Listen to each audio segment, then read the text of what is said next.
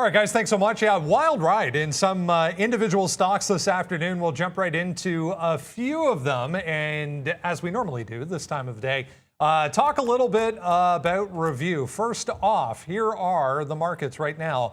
0.25% to the downside for the S&P, 0.2 for the Dow. Yeah, 1.2%. I mean, if you minus this, everything else, it's a pretty quiet day. 0.25% to the upside here for the TSX in Toronto. Crude oil, 2.5% bounce back day, 2% Bitcoin. Big move for Ethereum, 6% back to the upside for Ethereum. It's been one of those days where you look at the overall market and you don't see much unless you're looking at tech stocks there, the NASDAQ. But individual names giving you tons of opportunity, as I mentioned. There it is. The tech sector in the S&P leading, in fact, to the downside outside of Western Digital, WDC.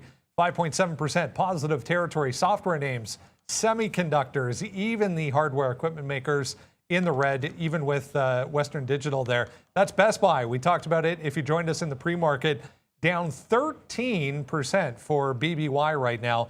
DLTR off earnings, 8.5% to the upside. eBay's here, Gap, TSCO, Ulta Beauty, to name a few. Look at Tesla. Yeah, heavy selling for Tesla this afternoon. We'll have a look at that chart coming up here. 7.5% to the downside, dragging GM and Ford along with it. Here comes some of the travel names, casinos all in the red down here. Some of the apparel makers as well, Nike, UAA, both in negative territory. It's only really the energy sector that's preventing this from being a much larger sell-off. Nice bump for crude oil. That means a nice bump up for the energy group. Same story for the banks, 2 days in a row for the banks. Back in positive territory. We'll show you the NASDAQ here real quick. DLTR I mentioned reported. JD.com having a nice day. That's just updated apparently and is now flat. So 0.7. I take that back for JD.com. DLTR though 8.5%. Look at Zoom, almost 20% in negative territory there for ZM. We'll look at that. CRWD. Peloton as well. 6.3% to the downside. There's a lot to cover if you're just joining us. Welcome to the close. We're going to take you right through to 4 o'clock. The rest of the day should be an interesting coming up. As I said, we'll take a look back at what we were talking about in the pre-market, touch on some opportunities that we highlighted for you heading into the open this morning. We're going to kick that off right now with Neil, who is going to review one of his trades from this morning. Yes, sir, Brennan. We're going to switch it up because this isn't going to be much of a scalp trade. Best Buy came in today. They did beat on the top and bottom lines, but in this market, if you're going to guide lower, and we're talking about Q4 same-store sales, that's a guide lower that the market did not like, came in, and much like a lot of other retail names, gapping down, and it was a pretty ugly one. Now, this has been a strong stock. Like you've been getting all the way to this 140 high, and then I come in this morning and I got a higher time frame daily chart with both a 50 period and a 200 period moving average, and you're going to actually see, the stock gapping down and looking to retest some of these levels around that 15 period, 50 and 200. Now, those are the two things that I immediately highlighted. I said to myself, look at this 115 area down at the 200 period moving average. That's where I want to pick up a bottom. I think it was just too far, a case of falling a little bit too far, and that's where I wanted to pick the bottom. In this particular case, going to wait at the open, not getting long for a breakout, not getting long on the dip at any random price, like maybe this pre-market level here around 117. It will simply look for 115. And once we saw it test 115, I got in one time. I was looking at that 50 period moving average back here around that 118, 119 area for the first out, and then the rest is a hold. It's just that simple. The rest is going to be a simple hold of this trade. And then I go to right back into the higher time frame. And we had a previous top here, 124, 125. We had some consolidation on the way to that break of that 140 high. And that's where my second target lies. Now, in the midst of the market continuing to head to the downside today, I've been holding on to this trade because it has not violated that bottom. It's held it multiple times. I've got my long. I'm not putting a trailing stop in either. It either breaks 115 or I get my target up at the top. So this is a little bit different of the style of trade than what I would normally do, where maybe I'd be back and forth, in and out, scalp a dollar here or there. This was on a higher time frame that I made this trade, that I decided to get into this trade, and I need to see some of that violated before I get out of it. That could be the wrong way to do it. It's entirely possible scalping it could have been the right way, but that's not the approach I had. That's not the plan of action that I had for Best Buy, just thinking it had gone down too far. Traded Zoom for a scalp trade off the lows, and that still broke lows of the day. So here we are, still looking to see if it can test that top. Going to need some help of the market, of course. And guys, I mean, the volatility you see in this market is crazy. But sometimes going back to some of these bigger cap names provides you with awesome trading opportunities here.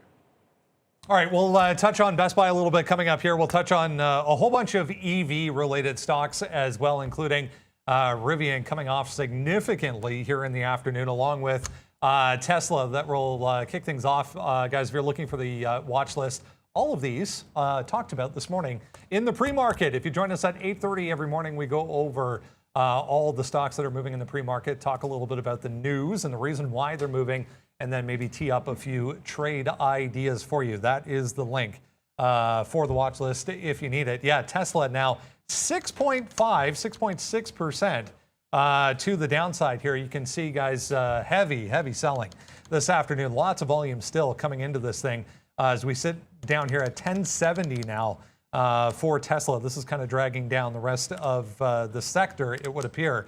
I wanted to mention, if I flip over this way, there we go. There was a new recall announced today for Tesla. This is obviously just kind of lingering in the background, not the main reason for this, but this is a software-related recall that's affecting the Model S, Model 3, Model X, and the Model Y. So right across the entire board here for Tesla. But, I mean, heavy selling, guys, right now. Nice water. Yeah, I haven't even looked at Tesla yet today, to be honest with you. I mean, Neil turned over to me and was like, wow, this thing dropped $100 today. And it sure as hell did. And what a good long that would have been. Just even if you took it at 1060, giving yourself $10 worth of room. I mean, you know, you can't, on a Tesla trade, man, I mean, these moves, you got to wait. I mean, you got to wait for what, $5, $10 winners, something like that, when a stock moves in this kind of a range. You know, you're trying to, it's like a stock moving $1, and then 10% of that would be 10 cents, right? And so you're always looking for a little bit more in that kind of a play as well. So Tesla right now today just absolutely cracking down lower. We'll find out. Like, I talked yesterday about this thing being back to 1,200, and it was like a hold my beer type of situation. And then now you have Tesla just continuing to fall down, cracking through that 110. This really would have been a good trade here. 1110 would have been a nice move to the downside. I'm, of course, right now short. We will talk a little bit about Rivian, but again, kind of the same thing here, where we're in the money right now, $7 on this Rivian short, right? Look what we did. We cut the loss here for about a buck 20 or so. Made that back right there on this first play. Now holding a hero, hopefully trade back down. I tweeted out 115.50. That might have been a good out there. We didn't get it, but 115.50 back in for that name. So I know, Neil, you traded a little bit of Tesla today, but wishing I hadn't. Yeah, and I just, you know, missed that opportunity. I mean, I was sitting there saying to myself, 1050 on Tesla. This is a 15-minute chart here. 1050 on Tesla was going to be a bit of a look, and this is 1055 or so going back into exactly last week. And it is what it is. Like, it actually breaks this 1075 here, goes right into this range, manages to hold it. I had it like 3 or 4 times to the long side. Instead of just waiting for the actual price, I mean, that 1050, 1055, you could have had 1062 in front of it. Instead, you know, I try 75, scalp some for a win and get out, then try it again. That turns into be a loser. It ends up trying to hold 70s. We try again last time, and it breaks all the way down to 60. If it comes back, I think you're going to have to play it off a higher low. I mean, this market, like, it's one of those where you looked over a lot of names, and you knew the market was coming down here, but you looked over a lot of names. And if you weren't paying attention, some of these names were just a lot weaker than anticipated. I'm not just talking about things like Tesla. I mean, I hadn't even looked at GameStop today to note that had gone from 250 to 212 on the session, top to bottom, let alone what it did overnight. So, you know, there's been crazy action. I know it's only 1% or just 1.2 to the downside, but there are a lot of names in here that are a lot weaker than that. VLON, another little tiny pharmaceutical company. One of those ones today, low floater just popping up here at day highs or near day highs. More volume coming into VLON, got above 6 on that last push. Wanted to flip over, show you this as well. Zoom, another one we talked about in the pre-market here, on its way back to day lows. 195, 196 was support initially on the way down here, guys. Volume might be questionable at this point in the day, but what a move for Zoom today. Yeah, look, I mean, I thought Zoom was going to, it's on my sticky note today, to see if we broke back upside through 230, 229 is actually what we talked about there. But yeah, this has probably found a bottom at 196. Like, I don't know, how many times have we touched that? Like Neil was mentioning, there's just so many different trades that we could be looking at here. First of all, I am going to get out of this Rivian on a 118 break. We're getting very, very close to that. So a 118 break, we're out of Rivian for... Oh ho hum, just a small $6 win. If we can get out of that one, we will. But that's going to be Rivian right now. So back to the talk here on Zoom. You know, we may have made that bottom. Unfortunately, I wasn't sitting there to able to look at it. But that 196, I like it. I didn't think the quarter was as bad as people thought. Whether or not we're through COVID or not, I mean, that's really going to be anyone's guess. You know, I mean, there's a lot of competition. I know here at the office we use Google Meet or whatever it's called. And I know Facebook has a product as well. And I don't know, man, Microsoft owns Skype.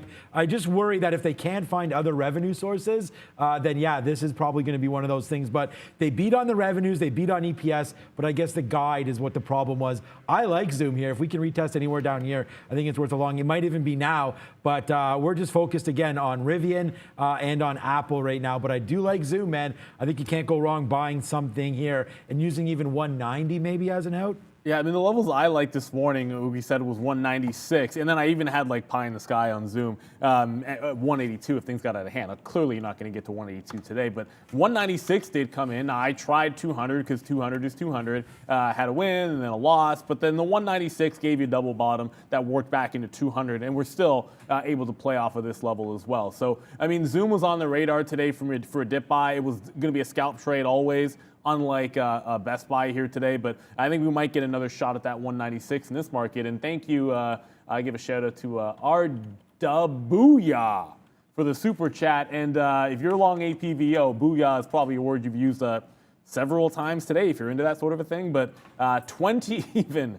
Double top here, 1975. I was doing great all day long in this thing, and then got twice faked out on fake halts. So Neil doesn't like fake halts today. APVO though, double top here, 1965. Check that, 1965. Looking like it still wants to continue to break out. The volume has not gone anywhere on this thing at any point today, so I don't think it's not done being volatile by any stretch of the imagination. But you could certainly see another capitulation back into 16, which has been good support. But right now, it's kind of pointing towards this, 65 or 20 even breakout, whichever way you want to look at it. I wanted to review this quickly, guys. Aptivo out in the pre-market with some positive data on a trial for a cancer treatment. So one of the patients in that cancer treatment actually was able to get into, I guess, and stay in for the meantime, anyways, remission, which is obviously a huge news and a great positive story. 4.3 million shares, free float. Last I checked, guys, it was like 120 or something like that, 120 million traded? Well, on our system, exactly 120. I don't know. I mean, it could be off by a little bit because maybe pre-market action wouldn't be exact, but it just went through the high. I'm looking 20 because I like round numbers a little better. And if you looked at that 1960, fine, you already got like 20 or 30 cents. There's not a lot of size in level 2, and I don't even think any of that size matters. Like, who cares? Why is this still on Zoom? But I don't think any of the size that you see on the level 2 matters at this point. 120 million in volume. It's going to chew through levels like this, like a knife through through butter. So we'll see what happens on a 20 break. I do plan on taking it. I am not going to be trying any halt trace on this thing after the experience I had during lunchtime. That was like not fun. What'll happen is it'll do that fake halt as I just got in. 2011 we got slipped to on the 20 break, already some out of 50s. I'm going to have more out in front of the dollar move. And again, maybe the breaks are the way to go instead of trying to catch those halt plays because they can be pretty wild. It doesn't halt and you get shaken out of the trade and then it goes anyways like 2 or 3 times on me. Look, I mean, I hope you can make back everything there on APVO, my man. But I'm glad Neil's back here because I'm done trading some of these breaks near the end of the day, man. Yesterday, LGVN was just nasty, and I don't need to sit here. I'm going to stay in my lane and just, look at some of these other stocks that we continue to absolutely destroy. Like, look, there's APVO. Like, I know you were just long. It's like break and then a capitulation, right? So you take 30 cents on the win and, you lose $2 on the short and that or on getting out. And that's what I'm talking about yesterday, man. That LGVN, I still remember that. And I mean, how nasty is that break? Like, I think you're right. You're trying to go long there and then boom, snap down. So for me, man, you can see the kind of damage that I've been doing here today. We have one negative stock and it's going to be Roblox. And it's a small hit and I can describe that when we get back. But none of these for me today, my man, Brendo. All right, guys, let's talk long-term positions. One of our favorite times of year. It's the time of year when all the popular sites are coming out with predictions, guys. And we're going to discuss a few names that we feel today you should be getting into before the end of the year. Here's what I'm talking about. Yahoo Finance out with their list, 10 best stocks to buy before 2022. Some interesting names on here. I'm actually going to save this for a little bit later on. Let's get into a few ideas here. Some interesting names that you might actually not think of from Yahoo Finance, guys. But let's talk ideas here before 2022 comes around. Yeah, I mean, if you're thinking of ideas, you want something that's going to be like at least a little bit undercover, but you don't want to be too far off the, off the beaten path with a particular name. Now, there's one that's on my list and on my radar, which I know a lot of people are like, yeah, but that's not the sexiest name, and that's going to be Amazon. And every single time I have looked at this stock, and people always talk, one of the terms I love to hear, and this is a weird thing to say, is when people talk about dead money and like something isn't moving. And if you can tell me, and this is Amazon from essentially the middle of 2020 to now in this 2,900 into like 3,700 range. And we just recently made a high here, retesting that 3,800, and this stock has been gold. Like, you just buy it off of any of these lows down at 3,000, 3,200, and it's been giving you ample opportunity. The thing I love about Amazon is they're just not going anywhere. To me, that they're a winner when it comes to the pandemic staying at home. I think they're a winner when it comes to the metaverse that no one is talking about because that whole immersive shopping experience that Facebook is going to look to likely do, what Meta is going to look to do when it comes to their marketplace, that's going to be Amazon to a T. Amazon Web Services is going to be a major factor when it comes to the metaverse as well. So for the long term, this is a stock that has yet to break out from these highs in July, and it gives you plenty of great consolidation levels. Every dip to the 200 or the 50 period has been a good buyable action from a swing trading standpoint, and I like this opportunity for it to eventually break out of those highs, and you don't want to sleep too much on this name. If you sort of slept on Apple when it was quote-unquote doing nothing, you sort of have been upset with yourself here, and I think Amazon's one you want to get on the train. Yeah, great name there. And I'm going to pick one also that just today they released that their bookings are already ahead of schedule here, more this year than last year. And that's going to be Airbnb, finally now on a pullback, giving you an opportunity to get right in. We pulled right back to the 50-period moving average after just testing some of these highs around 215.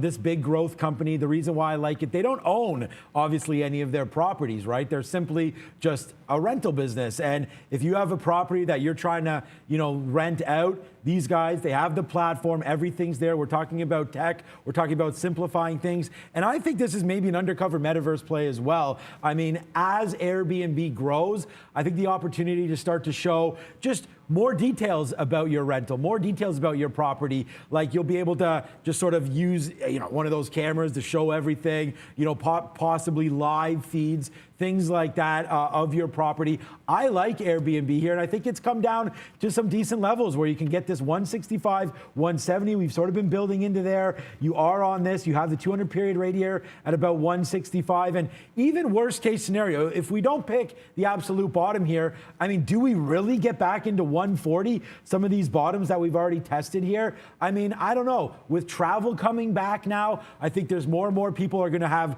love for Airbnb? Do you want to stay in a hotel where there's tons of people in and out of the elevator? Or would you rather stay, at a possibly exclusive, I don't know, 1 bedroom, something like that, or rent somebody's house or somebody's apartment? I like Airbnb here. I think that's a workaround for some of the travel names that are getting, no love right now. I like Airbnb moving forward. I think this is a solid play. All right, let's give you the top 5 here from this list. We were talking about, to start things off, from Yahoo, Hologic Incorporated, which is a healthcare equipment maker. Hey, guess what? They make COVID-19 testing kits. Yeah, unfortunately, COVID not going anywhere. So that's number 5. Number 4, Corning Incorporated. Everybody knows about Corning. We'll keep going. Coupa Software. Cloud name, all the rage at the end of this year. So COUP on the NASDAQ, number 3 on this list. There's Sean's Airbnb, Sean, number 2, according to Yahoo. Guess what number 1 is? I bet you no one will get this. Here it is. Thermo Fisher, TMO, number 1, according to Yahoo Finance, on stocks that you need to be in before 2022 comes up on the calendar. Interesting choice, but great ideas, great names, something to look at as we head towards the end of the year. Crazy to say that. Let's continue along, guys, with a little bit of a review session from the morning. We had so much to look at coming in today with these little tiny low float stocks that were going crazy all over the place. There was, I think, 3 or 4 or even 5 of them at one point. One that has kind of gone to sleep, but I just noticed kind of ticking back up a little bit, this time on the downside. I mean, gone to sleep. It's done 173 million shares today, or traded 173 million shares today. This KTTA, 2% still, just saw it tick back below VWAP here, guys, trying to get back to 650, which is held, I guess, throughout most of the midday here. But, I mean, all of these kind of look the same at this point. Well, this one's a little different in that for a stock that's up 200%, it kind of feels like it's not doing a heck of a lot. I did trade this one this morning, and it's like, yeah, that's right. I haven't done an absolute thing with it since we ended the show at 11 o'clock, and it hasn't broken the range at all. So, it gave a halt to the upside. It then held some support, which we had the long of, and the break didn't work, but the dip buy did. And I was noting that in the show, and then the dip buy worked, and then the break didn't as well. And you're right back into 6 holdings. So if it's 585 to 6 even on KTTA, that's going to hold. I think that's your level of support that you can buy into. But it's now really, really barcoding. I mean, unlike APVO, or you could maybe look at like QLGN and a couple of others, the volume is really dying down. I know it's hard to see when it looks like this, but if I can maybe pull it up a little bit, yeah, I mean, you're just not really seeing any volume, and that's the real problem. Yes, 170 some odd million shares, but it's been dying down and decreasing the entire way through. Where, if you look at APVO, like that was making volume highs in the afternoon. 1 o'clock it was making volume highs when you were looking at a 1-minute chart. So, that's the problem with KTTA. It's still holding this level of support here at 6 even, maybe a 585, but I don't know that that's going to be the first place I jump to with to the long side anyways, with the volume dwindling down here. Still on the radar, and yeah, Tesla, by the way, back to 1067, so $5 away from the low of the day. Again is Tesla. That's after it just bounced 25 bucks. Oh, man. Okay, so what's up, Mike, man? Yeah, thanks for the super chat there, and I'm glad you got a down tick, or you got a low bottom tick there on your Airbnb position. It's almost my turn here. I'm in line for Top Shot. So another drop here. I'm going to get another pack today. Those of you that are in the NFT space know what's good, and we'll see what happens with Top Shot. Wall Street Bulls. Thanks, Brad. Brad messaged me the other day and was like, man, Wall Street Bulls are up 3 times. I mean... Money. Yeah, told you about Wall Street Bulls as well, guys. So good play on that one. Hopefully you guys remember I was showing you the Wall Street Bull there that one day. 3 times the money on that one, and we'll see. I made money on Top Shot, but I don't hold anything. I kind of just scalp in and out of that. So the only recent buy that I've made here is TDOC in the last day or two right now. So we'll see about that play coming back in. But for me, some people asking, has PayPal bottomed? I'm done buying it. I have close to a full position, I mean, I can always add to it. I've been selling some other things like Roblox, some Ford. You guys have heard me say that. Maybe might sell some Apple. No, not selling. Never selling Apple. What am I talking about?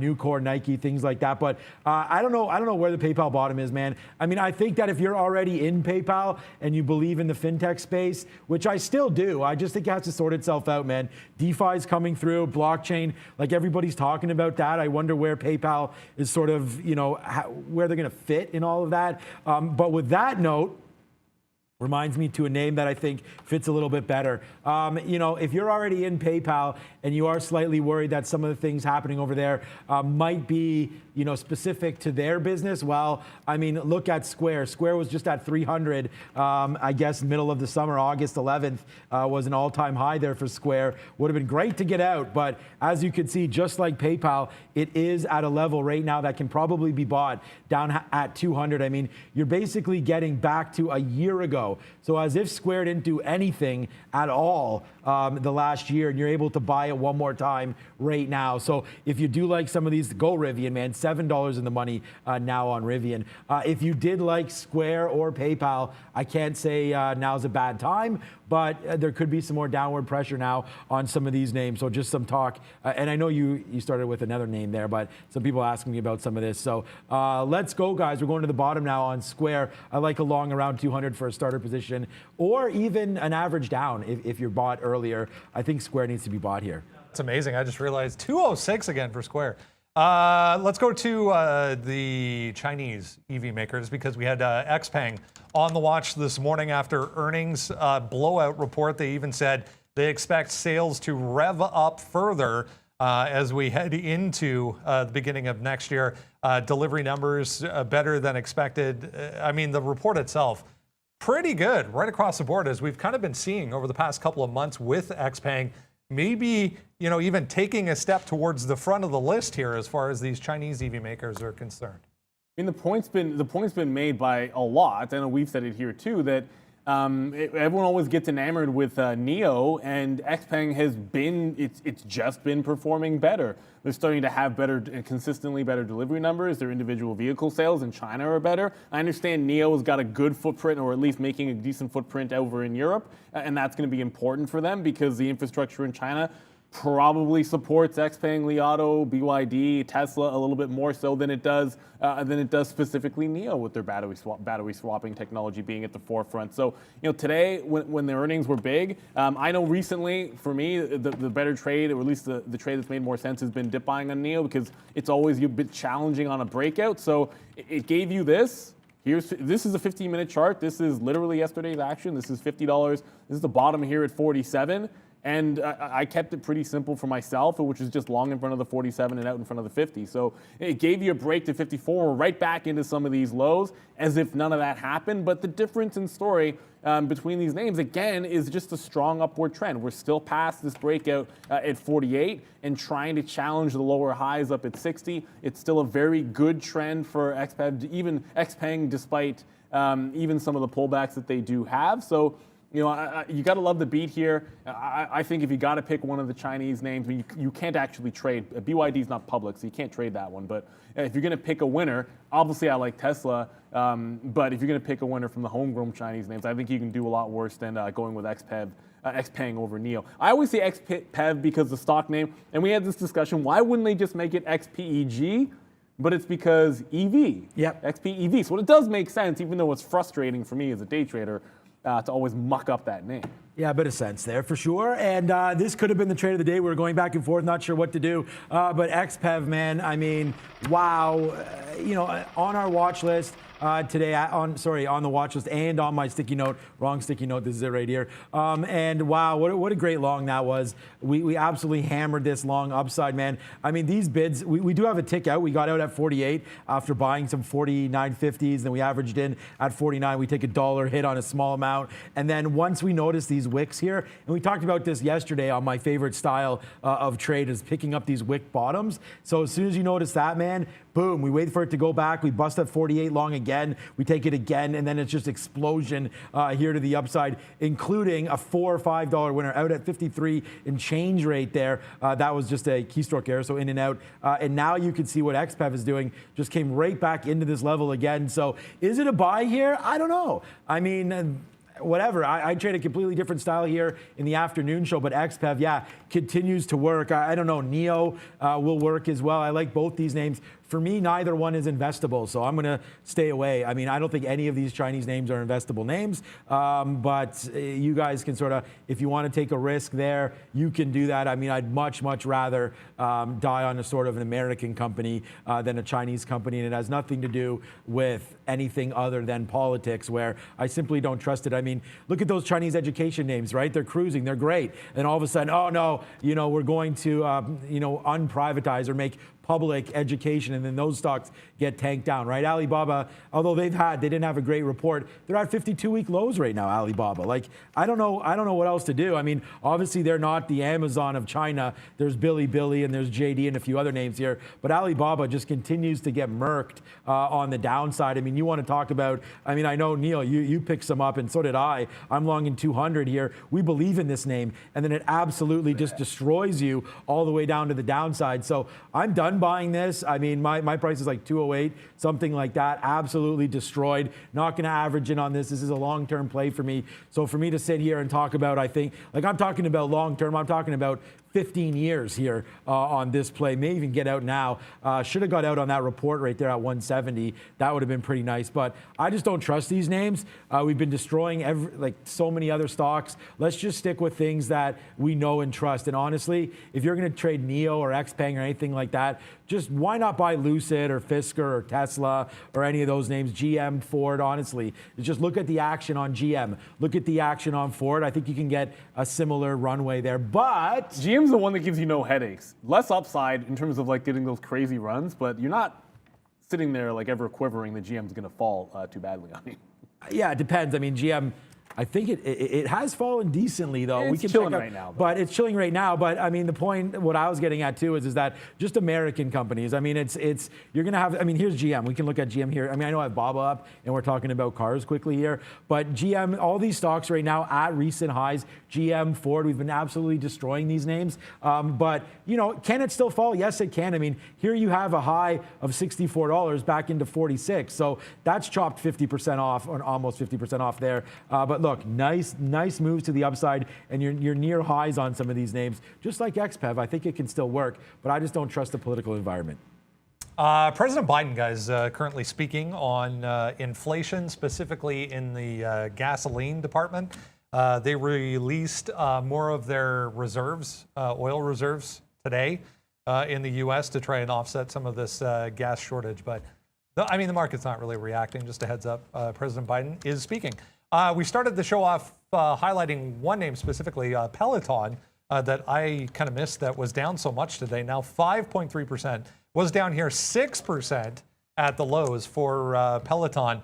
Quietly today, they raised $1.25 billion in a capital raise. A name that obviously is going to get some focus going into and surrounding the holiday season, guys, for PTON. Big move down. Maybe not for the right reasons, but yeah, it's certainly going to get some focus there. They got all kinds of issues, and again, to talk about where a stock has come from sometimes is a little bit deceiving. And one of the things that, if you ever own something like this, and and you're, I guess, in a long-term position, and I know, I own a stock like Virgin Galactic, right? Like all those names that were just absolute 2020 type of home runs, and you're getting those crazy returns on. You do know that when they move up like this, and the long-term business is not established, right? You're not talking about a company where you can be secure about it and know exactly what they're going to be like, or a decent idea in 5 or 10 years. You got to understand that they can come down just as fast and just as harsh. And obviously Peloton's under some pressure. There is this 38 level, which again is the previous high into like a break and then a support that basically had no turnaround until it doubled up when it was back at 38. And you're getting to that price, I mean, rapido. Like, we could be there tomorrow looking at that 38 level and then churning through it. For all I know, that's the next time I'll actually be looking for a long day trade on Peloton. This could be the kind of stock where, I should not say could be, this is probably one of those, you need to see it settle first, right? They get just consolidated, thinking, okay, well, maybe it's going to try to put in a bottom here at 48, and then it's down almost, $10 from there, another 20% pullback. So it probably has to do at least one more of these types of consolidations, and then just wait for it to make a move to the upside. Like, why even catch the falling sword, right? Like, if you think that this is a company that's going to be there and people are going to believe in this business because they had some kind of a first mover advantage at least, then you might as well be patient with it if you're playing that long game. I don't think it's any time necessarily yet to step in and buy, but when there's blood in the water, sometimes that can be the best way to start nibbling into it. It's been an abject disaster, and I look at this and say to myself, like, why was I know why I wasn't sort of short it yesterday because I wasn't trading and I was away. But I look at it, taking out this bottom here on the 15-minute, and wow, you have to zoom in because that's a crazy fall. But I look at it taking out this low here today, right? Like, this is yesterday's bottom at 43.25. And you can look at this, the same thing it would have given you if you actually traded yesterday. But look at that 43.25 area. It takes that out and it just never looks back. So that's pretty low-hanging fruit from a momentum standpoint. That's what it's giving you, and it might give you that all the way to that 38 level. This is one of those, it's a short till it's not. And Peloton has just been a short. It's kind of easy to look at it. And maybe it needs to have this kind of a absolute wipeout bottom before it does a hard turn. The last time it had a bounce, it was an abject wipeout bottom in the pre-market where it fell 10% in the pre-market and then made a move to the upside. We might have to see some kind of capitulation like that before Peloton turns around.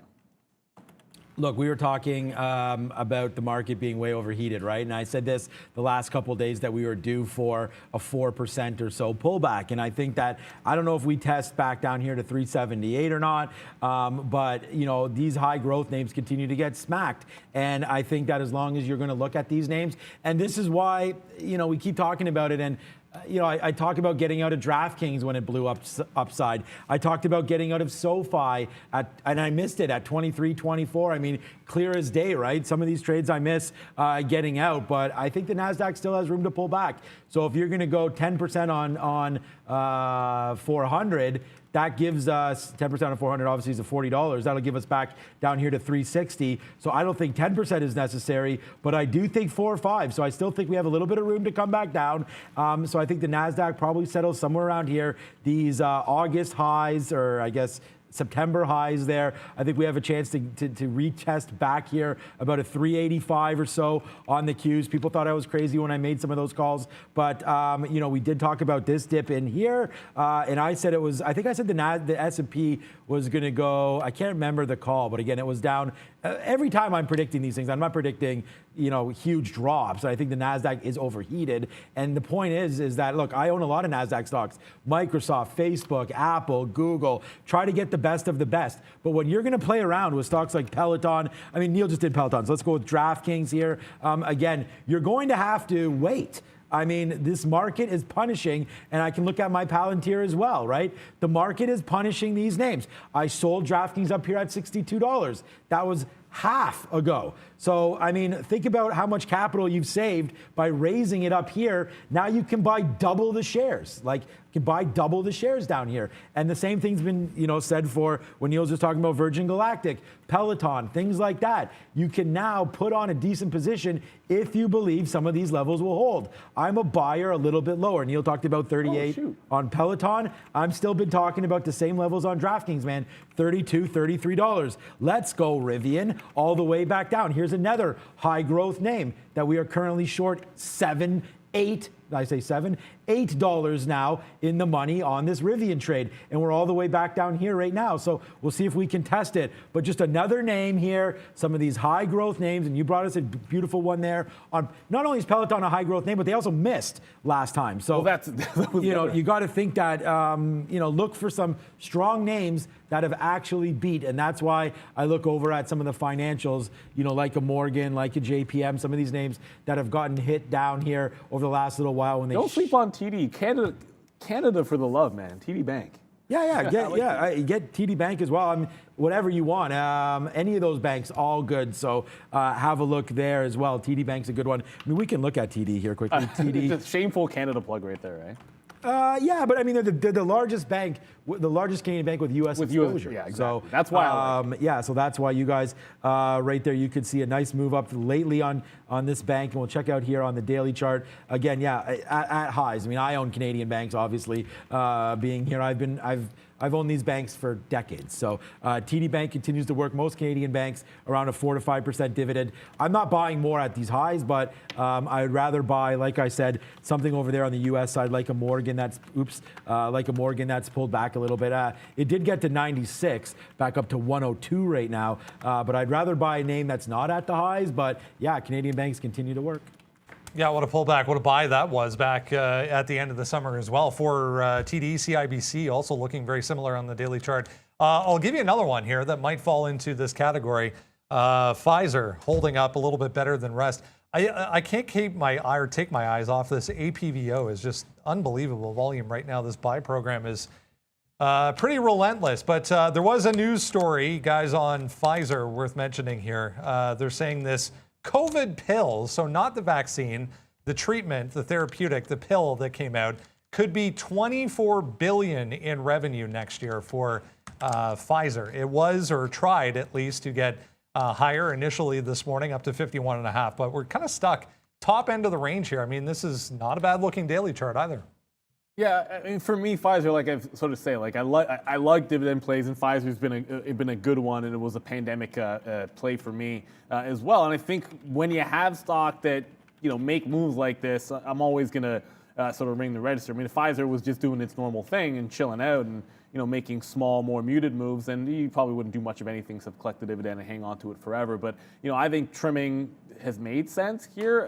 Maybe it won't. Maybe it won't in a week. I have no idea. But around this 50 level, and then just waiting for it to dip, and buy it every single time it gets on a 10% retracement from a nice little cluster has been something that's worked out. Buying every time it retraces to a key support level has also worked out. I'm going to go down that lane over and over again, and if it breaks to fresh highs here, well then it sort of is what it is. We'll have gotten out maybe too early. I even look at this, and it's like I don't know, Sean. How many stocks put in like wick bottoms at 9:30, and then if you just bought in front of that low at any point today, and it didn't break the low, it was just a gorgeous trade. I look at Pfizer, which wasn't even on the radar for that kind of a trade, 50-50. Like it comes right down here, and this wick is exactly at 50-50 and puts in a higher low, and then it goes up essentially a clean dollar. And I don't know whether this is the lower volumes overall in the market because it's a holiday shortened week, but man, there was a lot of that this morning where you just picked the stock, it ran to like an even dollar type of a level and then took off. So that's exactly what happened in Pfizer. It was happening on the reverse side too. Some stocks went to the upside, went right to an obvious even dollar level and then flushed. I mean, Tesla was like 1180 or something, and then it was just essentially straight down to 1100. You don't usually see that, and I feel like this is a symptom of the shortened week and lower volume volatility. So be trying a little bit more of these. Buy the dip in front of a nice even level if you can get it, and maybe on some symbols that you weren't thinking about it before.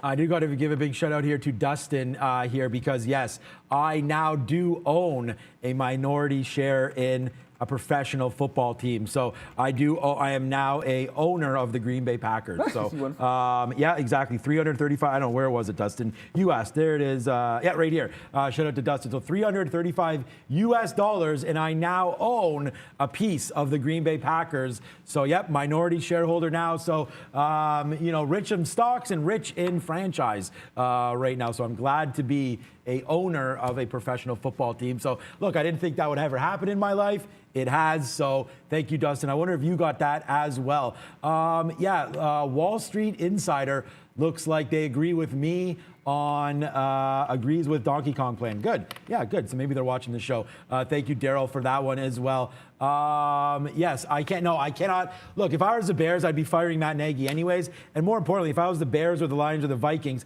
I'd get the hell out of the NFC Central or North where they are now with us, because they got to go into a weaker division like your NFC East there, or AFC East. I thought it was weak, and then the Patriots came back. It still is weak, man. What the hell? I can't stand the Patriots winning, man. It just, I know, and then they got Mac Jones now. People saying the next Tom Brady. Yeah, Oh, we'll see about that one. Mac Jones. you don't want to get me started on that. Let's not go down that road. Okay, what's up, Charlie Brooks? Can you buy out? Yeah. You can fire me. I can't buy out the McCaskies in Chicago, man. I mean, I don't know what they're doing over there. Justin Fields. Look, it's a great franchise, the Bears, but right now, definite dismay there over. That is the worst possible scenario for a talented athlete like Justin Fields to be in. He's like, to be perfectly honest, he's so good. And he is going to be so good if they can just figure out what it is that they're doing. And the first step, like you said, the only person that should be fired before Matt Nagy is obviously Urban Meyer. That's the only person doing a worse job.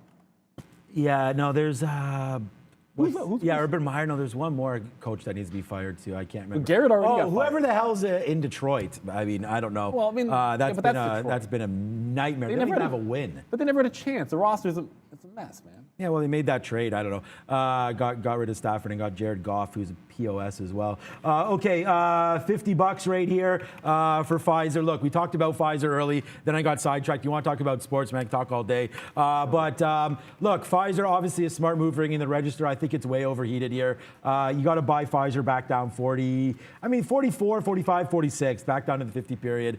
Great move upside. I like Moderna a little bit better for risk reward right now.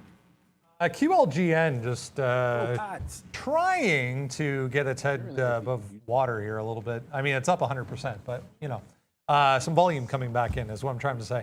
Let's go back to retail land because we had quite the week last week for all of the big retailers. Earnings were better than expected right across the board. It's been a tale of two tapes, if you will, today for retail earnings. I'll show you one that is positive today. AEO reporting in the pre-market better than expected. So they are up 3.2%. If I flip over ANF, yeah, not so much. We started things off looking at Best Buy. If you joined us at 2 o'clock, the majority of the retailers today, guys, weak on the day.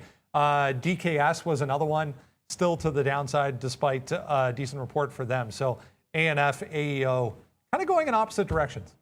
I'm going to address something here. Like people say, it's not nice to wish people got fired. First of all, A, it's sports, and B, these guys make millions of dollars a year and will find other employment. So the thing about coaching in the NFL is, it's like, look at all these coaches. They get fired and then they go and they're assistant coach somewhere else. So these guys will find their jobs, and we're just playing around. Obviously, we don't hate for anybody to lose their job. We're just talking about sports right now. The crazy thing is, I usually will when it comes to like somebody who's like new on the block, it's getting their first try. Like that's a different story. But like that's not Matt Nagy.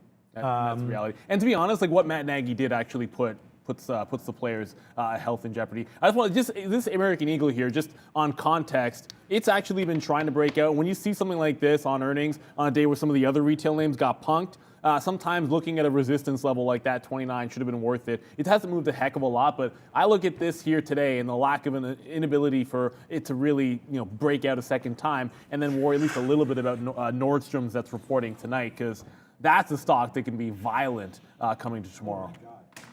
Just an update, like I still can't feel my hands at all, but we are now double daily goal today, man. This has been a monster day. Check out Rivian, now $8 in the money and continues to make that move downside, man. 115 and change, we're short. You can see it up there, 124 and change. My number one retail play is going to be Williams-Sonoma. We talked about that the last couple days. I think they're executing amazing. They come out, they actually didn't have a great quarter. I thought it was... there we go. That loaded fast. I thought it was a decent quarter, but they did fall back down into 200. Try to retake this 220. Smooth looking chart. Have already reported, so everything is behind them. Like, look at how is this even possible? We're $1 in the money right now on this Apple long. Let's go load Apple. We don't need the daily chart on Apple. Let's close that. We are long now, $1 in the money. Apple starting to take out new highs. So that's a great trade for us on Apple. Long, I mean, look at this. Scalp, and we're still in it right now. So that's a long trade there, $1+ in the money. And you guys remember at the 8:30 show that I said this is going to be a position that I'm hoping to hold all day.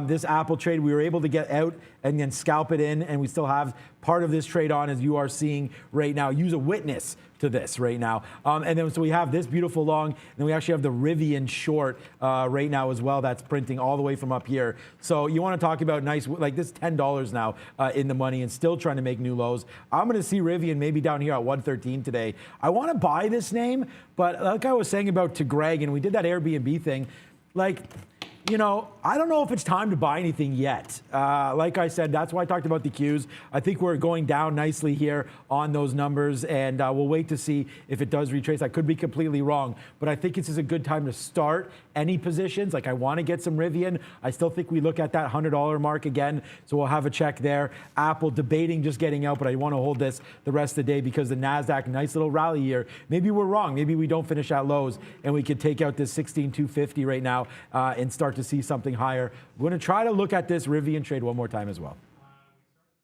Saying how important it was going to be to have Apple in positive territory if the market was going to follow suit. So Apple trying here. ADMP, little tiny penny stock on the NASDAQ, guys, just popping up. They got NASDAQ minimum bid requirement warning. Apparently they have regained compliance with minimum bid. So it just popped up there on that. I'll flip over to XL Fleet because a few people talking XL Fleet, still 8.5% here on decent volume this afternoon.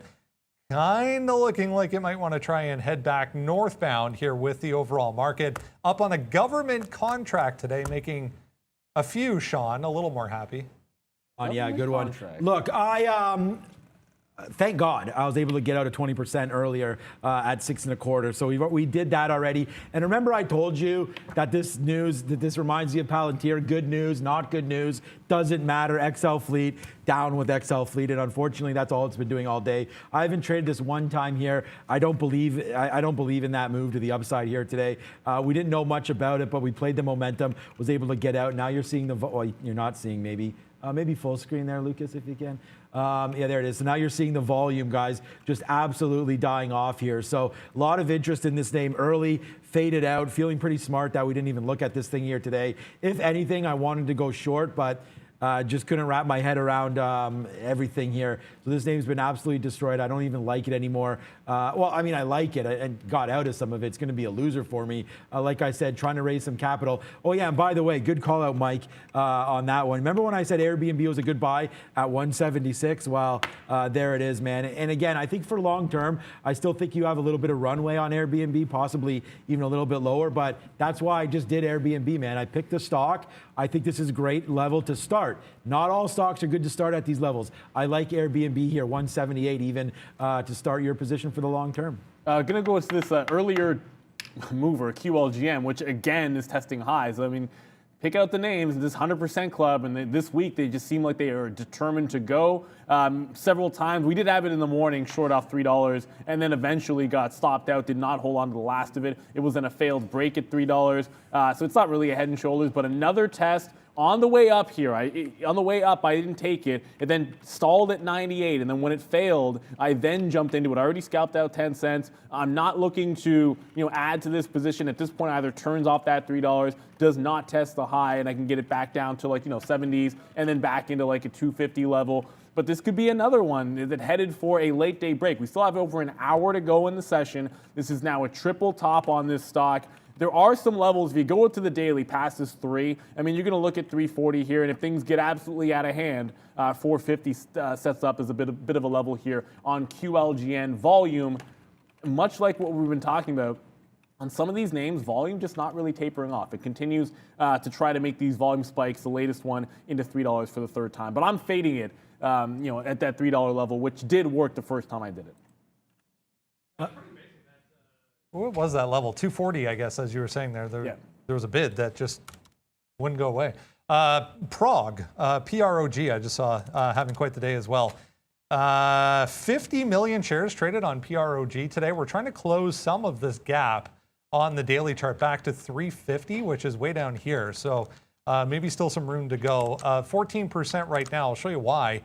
Yeah, they had an offering today, secondary, 90 million on the offering, which is not huge, I guess, for a company like that, but decent move as well for PROG, recent high flyer.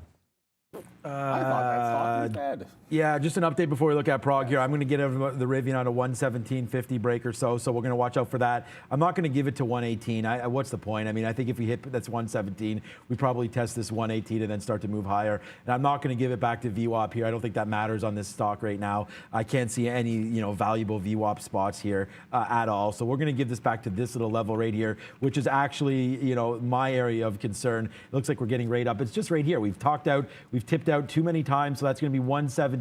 We're approaching it right now. That's 117.20. So we'll give it a little bit higher than that, 117.50, to just take another $6 on Rivian and then close the position here today. As like I said, man, we're already cooking with gas here today. Like, this has been such a major day. Like, I don't know. I said yesterday was major, and I said, all last week were big time days, and it just continues. Man, I don't even want to take time off, actually. I may rescind my time off for this week, but yeah, so right now, 117.50. We're going to be out of that name. Prague, yeah, Progenity, there it is. So there it is. We'll close out the trade. We'll spin it. Money. There we go. Keep forgetting how long that is. Another win there for Rivian, rifling up my board. Still not as much money on Rivian as we made on XPEV. And again, taking early trades, man, that's where, for me, the real hitters are. Okay, but then that was a great trade. But all right, now let's look at this. I got to make sure I cancel all of my stop orders, actually. All right. Prague, nice moves downside today. Obviously, you're down that 13% off a big move early. And this is what I'm talking about. A lot of these moves will happen early, and then you get a fade the rest of the day. We looked at this with Longeveron yesterday, and it started going around this time, like between 3:30 and 4. Does Progenity, I think that's what it is, right? Is it Progenity? Yeah, it's Progenity. Or Progenity. Anyways, on the 20-minute chart, you're right at these beautiful bottoms of 380. So if you think we're going to go right now, I think you wait for 4, but you take out 4 here, and we probably just drift a little bit higher, maybe 440, 450. I think that's worth it unless there's some real volume. But the good thing about this trade is you have an out, whether or not you use this bottom of 370 or 380, something like that. But well worth it. If you think this is going to go, you have a chance right now with Progenity. And just a quick little update here, the QLGN. I got some at 270. I'm now looking for 250 for the last of these shares off that $3. The fact that it's held this level at 235 and VWAP, that's why I want to cover in front of it. It's been ever since $2, and then right off of that 235, 240 level, it's just been gorgeous to the long side. So much like the morning where it's playing inside of the range, 2 to 150. 2 to 235, then 250 to 3, and then back and forth. I think playing inside of the range is going to be the way to go with this. So I don't want to get too far away from it, only because I can't take my eyes off Tesla for too long. Yeah, it is what it is. Like, I bungled the bottom here in Tesla, usually pretty good on the stock. Didn't have the feel for it. Should have waited until it tested 1050 and taken one shot at it. And then it ended up not going to that price. So I wouldn't have had a trade. Tesla trying to get back. When it did bounce, this low of the day here, 1062, when it did bounce, it did get up to about $30 off the bottom. It's now making a bit of a double top here, trying to retest that 1092. Was the market, the ES just turned green. The NASDAQ's probably not going to get green today, but the ES just did turn green. Tesla's probably not going to get green either, but at least breaking this 1090 and reclaiming the 1100, still possibly within the cards here. Like I said, I can't think of a scenario under which Tesla would go down $100 and I didn't notice until it was already there. But that actually happened today. Yeah, Tesla was a monster. And just an update here, I see Brian Buckley there talking about NVIDIA. So just a quick update, man. I did add to the NVIDIA position today at 312. We were talking about that 312 position that we wanted off. And the only reason I did it was, well, not the only reason. I love the name, duh. And then the second thing that I really enjoy about NVIDIA, of course, is that bottom that we made on earnings. NVIDIA, this is a 20-minute chart, so forget about it, but we bounced a couple times off there, looking pretty nice to me anyways. And then we did have that earnings bottom on NVIDIA, which, where's the daily chart? It looks nasty on our thing here, so I have to zoom in just a little bit for you. We did have that earnings low that I tried to get there on earnings day, which was, I believe, one of these days. I don't know, can't even remember when NVIDIA reported, but we absolutely shot up. I think it was this day right here, where we shot to 316 and made a high, yeah, that makes sense, of 327 before closing eventually at 317, but we just came back in to some of these levels that are like 310. It might be early, but like I said, this is why we raise powder, man, for opportunities like this. So hopefully we can hit this with Fury, and we did it. But again, it wasn't Fury. It wasn't Tyson Fury. We waited for this one to come down to 312, and I'm going to give this some more room. Like, I think there's another chance here if the NASDAQ, especially if what I'm talking about happens. I think there's another chance to buy this even lower, maybe 280 or 270, but we'll just keep adding to these positions as we go. Throw some of that Roblox money at NVIDIA right now. We made 80% in Roblox in 2 weeks, so you know, we're going to throw some of that money over here on NVIDIA. I think this is just a better longer-term play than Roblox. So little bit of portfolio, you know, I guess it's not really adjustment because they're both high-tech names, but we'll rebalance a little bit there into NVIDIA, out of some Roblox and into NVIDIA, guys. A quick response here for a day trading mom asking about CRTX. I did type in the chat that of all the movers today, and this is maybe not what you want to hear if you're long the stock, as much as it's above VWAP and still kind of grinding higher, oddly enough, its volume is just, I mean, to say it's died down is a bit of an understatement.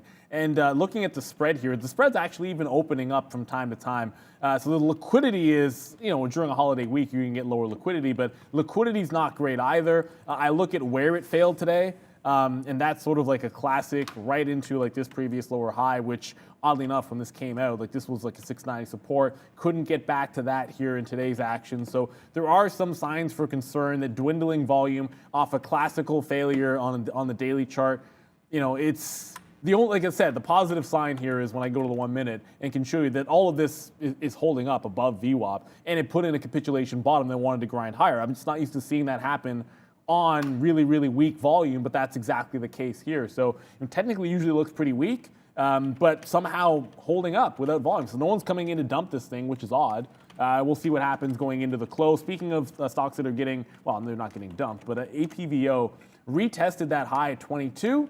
It did put in kind of a capitulation down to 1850. It's had a few of these and managed to recover each time. This time it's actually putting a lower high in at that $20 level where it failed to break out before. So if it's going to make a turnaround, you know, there's two ways it can happen. Either it goes absolutely parabolic too fast to the top, which hasn't happened just yet, at least, you know, not since earlier on in the session when it halted the upside, but either does that or it fails at a lower high, like at $20, which could happen here. I mean, I like QLGN a little bit better because that just seems a little more calm. That's headed right down to VWAP for me right now. I'm not looking short an APVO, but you know, if you've been sitting in this all day long, there are some reasons to be a little more aggressive, taking some profits. We have an hour to go, but I am going to get out of Best Buy. You know, obviously before the close, has to be flat at the end of the day. If it breaks the new triple top at 121. If it breaks that, I'm going to put a trail in at 120, but I just want to see it through that high. ES is green. This one, Neuro, name we've looked at many times going back to this move. That was nuts, all the way up to 40. Heavy sell volume just coming in. Topped out there at 8. We're back to 7. 720s, trying to bounce right now for NURO. Just another one of those really, really low float type stocks that we're going today. Also wanted to quickly mention this, if I can do that. There we go. ARK, their main ETF, bounced off 104. We're back to 105 here for ARK. I just saw an article that said lowest level since May for this thing, so I was fact checking, and they are correct. Back to May levels, guys, for ARK's flagship fund here. They're blaming Zoom, TDOC, and Coin, as we've discussed, but I mean, I just double checked the NASDAQ as of yesterday's close, 23% on the year. ARK is back to May levels.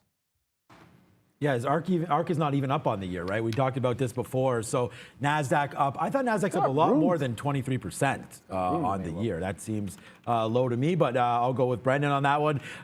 Look, like I said, Kathy Wood has made some great calls and made a lot of people a lot of money. And if you're going to follow her, I think that's a great idea. Like I said, I've bought recently some TDOC there, and you know, we'll see where it goes. I think you can also find some value in buying some of these names yourself and doing your own due diligence, right? But if you do want an active manager, I think that you know, following her plays, they are valid, obviously, as we go. And you said that was ARK Q, right? Is their flag?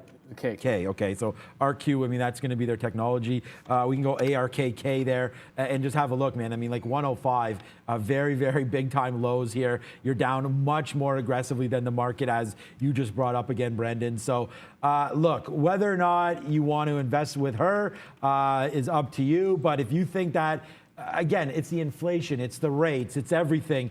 All the names that she likes are growth names, and that's part of it. I mean, you could probably go and see, what do you call it when they, the write-up about the stock, anyway, not the profile, but the prospectus. Prospectus. So you could probably go see the prospectus on ARK, and yeah, that's what they're looking for, right? This is not a value play, nothing like that. They're not going to hold any of those big guys in there. So definitely look to see what she holds and where this is. But it's just been a nasty, nasty move for them. You can go back and what I want to show with the I don't even think they're up on the year, obviously. Hold on a second, just quickly. December 31st, yeah. So if you're talking about in here, 127 for them on December. So now you're down to 105. Brennan, this stock, they're down 20% year to date. Or I guess so, yeah, year to date. More than 20% down. So you're talking about like 40 basis points, guys, or more on, I think the NASDAQ's maybe even up more than 20%, but the NASDAQ rate here's year to date on the NASDAQ, and we'll check out that right now. NASDAQ was January 283.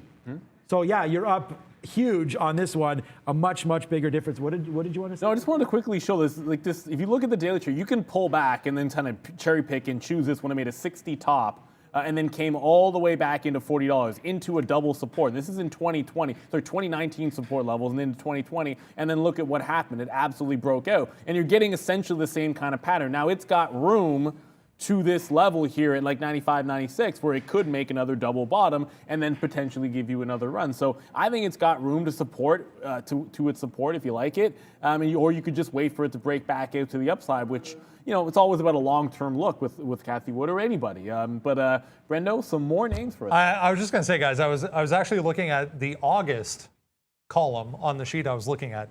It's 27% for the NASDAQ.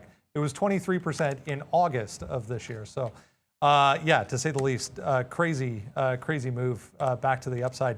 VLO, what was it? Somebody asked about that VL, that other little tiny one that was moving around. VLON, right.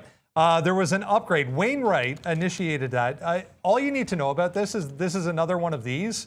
It's tough to see there, but 3.2 million shares on the free float for this one. It's a biotech company in that group. So I was trying to find the name. I'm sorry. Yeah, that's better. Thank you, Lucas. No one else saw that, but it's fine. It's fine. Yeah. Thanks, Lucas. The only thing you need to know, it's in that group of the teeny tiny little float biopharmaceutical type companies going crazy today. I'm sorry. I was trying to find the name of the person who gave us that super chat, guys. Oh, I have it right here. Yeah, it's Nick Dubs. It's Nick Dubs. There you go. Nick Dubs, right there, $20. Made $5K on your calls, man. Yeah, next time use more shares, man. The calls are huge today. Could you give me your thoughts on VLON? So thanks for that talk. For me, I'm just going to trade what I trade and not look at VLON. I don't know if you have any opinions. Look, we sort of said this about the round numbers, but then the comment that I had about we were literally just talking about CRTX, I think it was, just CRXT. Sorry, apologies. CRXT. We're just talking about this on maybe tighter, like opening up of a spread. It's got 10-cent spreads on the stock. The volume has been dwindling. So it's basically rising to the high of the day and bouncing on decreasing volume. So, okay, that makes all the sense in the world usually. No, it doesn't, but it's still going to happen here in this case. You have a double top at 7 even. I don't love this I don't like late day breaks. I want volume to be behind it. Like if I'm going to lose, take a couple of shots at APVO, it's going through the roof, constantly having buy volume step in there. That's what I want to see happen. Now, there's a couple of decent signs that you have for this that I think maybe you'll like about this, but you have a triple bottom here that are actually higher lows off 4. It already made, look at this. So you're going to make a failure at a double top at 10 like this, and then actually hold the low is usually a pretty good sign. And then now it has to close above this 675, like right here, this previous high. You want it to close above here. Even a consolidation would be absolutely fine there if it were to happen on VLON. For the day trade, like I said, the volume's been tapering off a little bit. If anything, I'd be thinking about shorting off a 7, but I'm not that interested in trading it at all, so I'm just going to sit it out. That APVO, by the way, it looked like it was going to capitulate, and then it just said, yeah, by the way, we're going to go right back up to that high of the day at 22. Even. So it's like if you just buy every single 10% drop in this, all you've been doing is banking because it just seems to recover and the volume is still going nowhere but up.